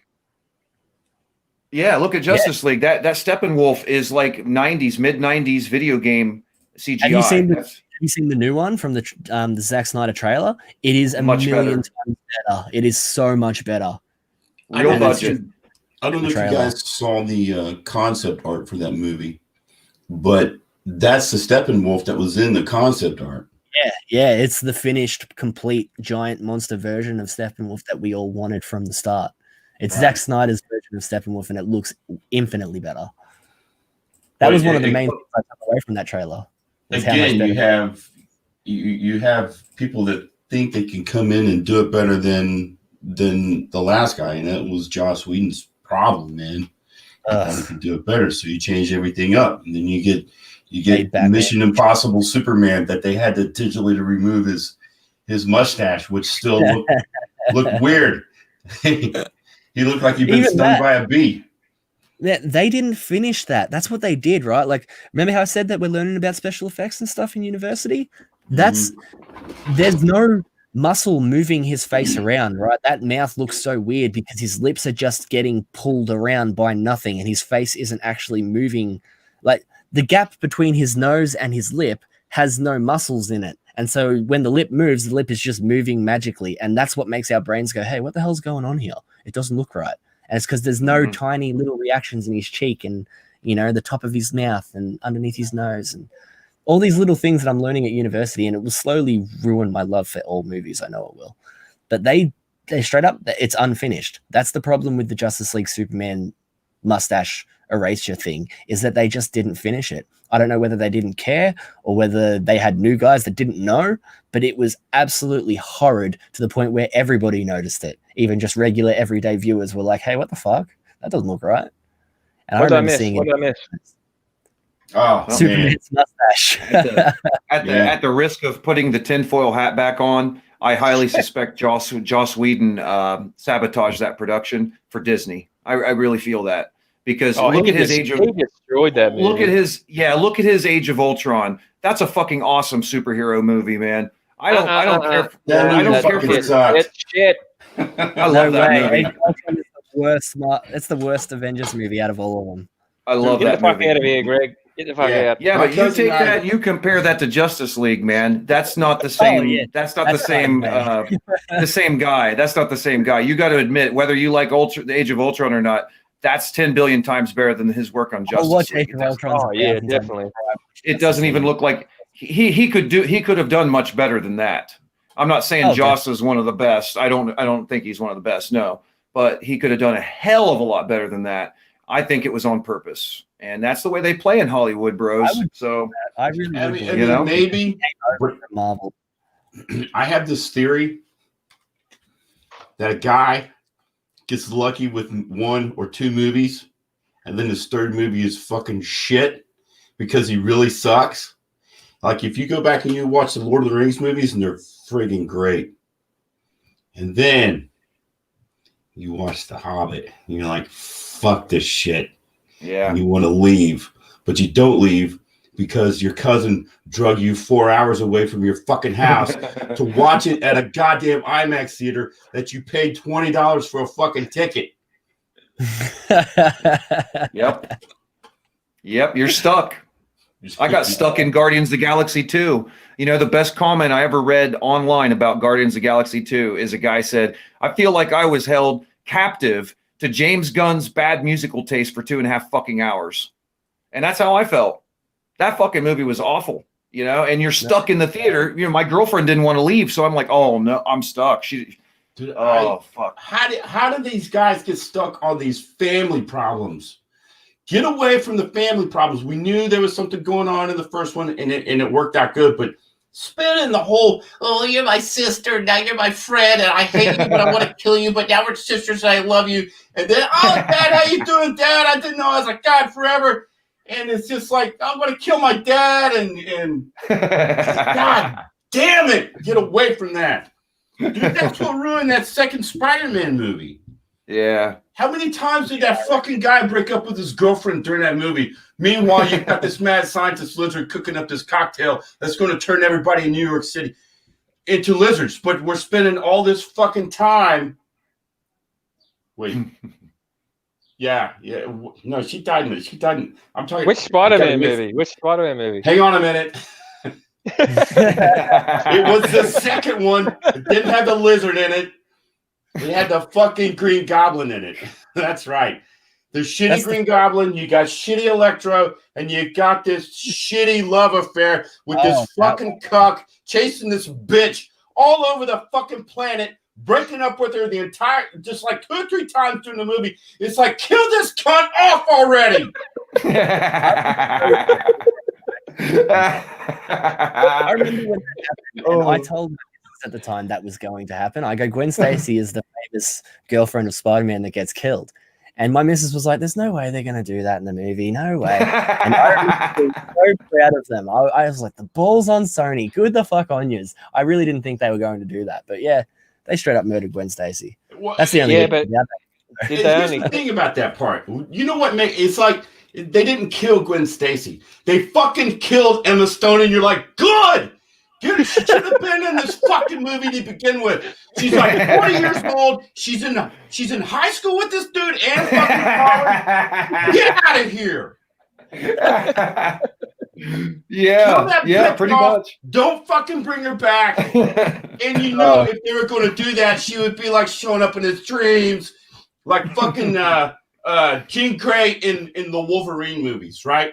She's she's dead, but she's coming back. Why don't you come with that? You're going to come with me. Just let it go, and we could be together. It's like, get out of here, spook.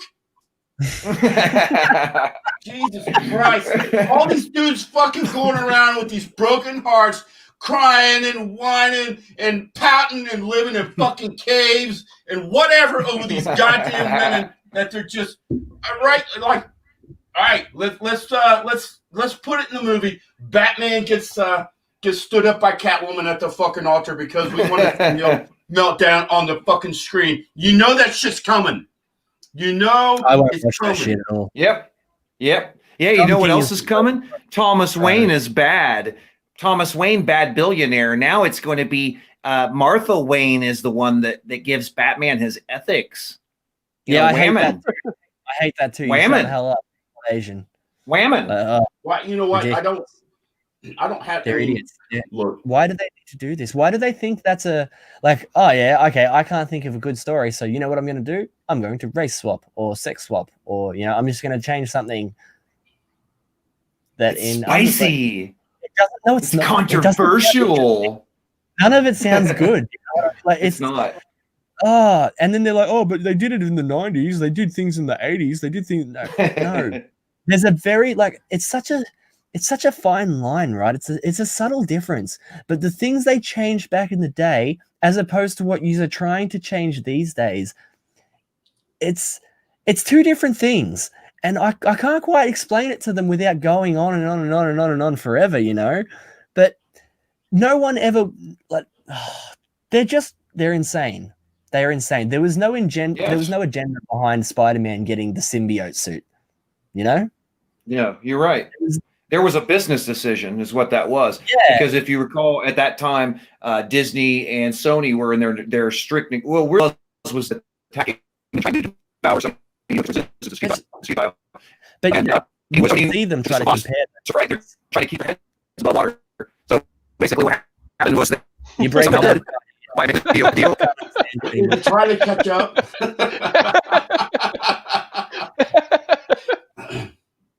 Greg, you need to bring your face back because right now I think you're an AI. Yeah. I thought Roger was the robot, but here we are. Yeah, I got my shit fixed. That was a cool ass robot, though. Yeah, it was. I completely lost track of it. I had no idea what he said. About halfway through, when I started talking, I was like, yeah, that. Then I lost track of everything after that, which is all beepy.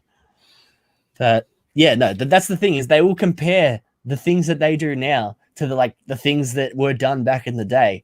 And, depending on the situation, but it's never the same thing. You're comparing apples and oranges, man. What you're saying is not correct on a fundamental level. So me arguing with you is nothing short of a waste of time. You don't understand the argument in the first place. And this is how every single one of those discussions go. That's how they go, every single one of them. They're crazy people. I've said it before. They're absolutely insane. I hate comics now.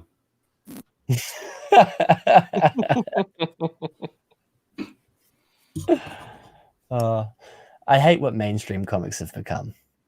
I don't hate comic books at all.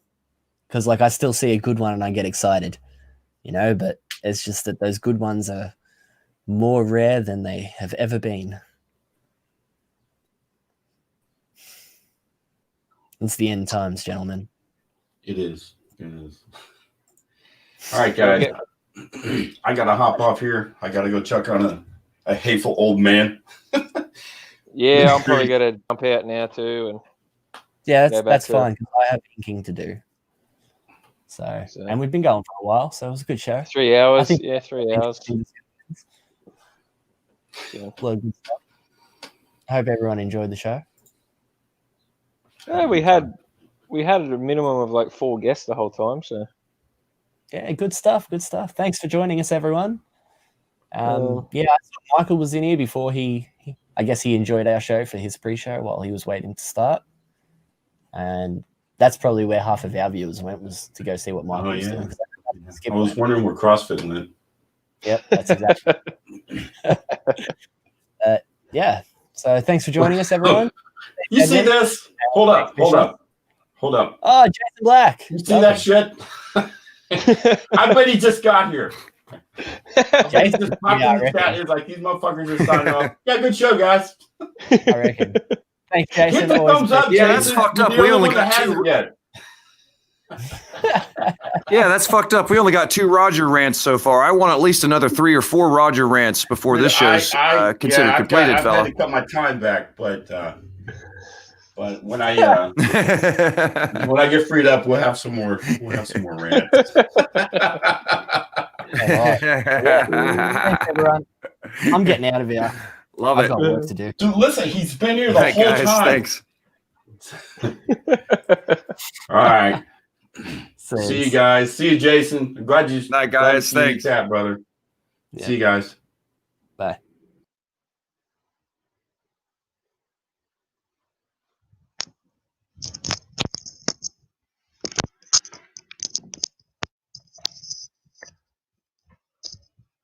I guess it's just down to 1.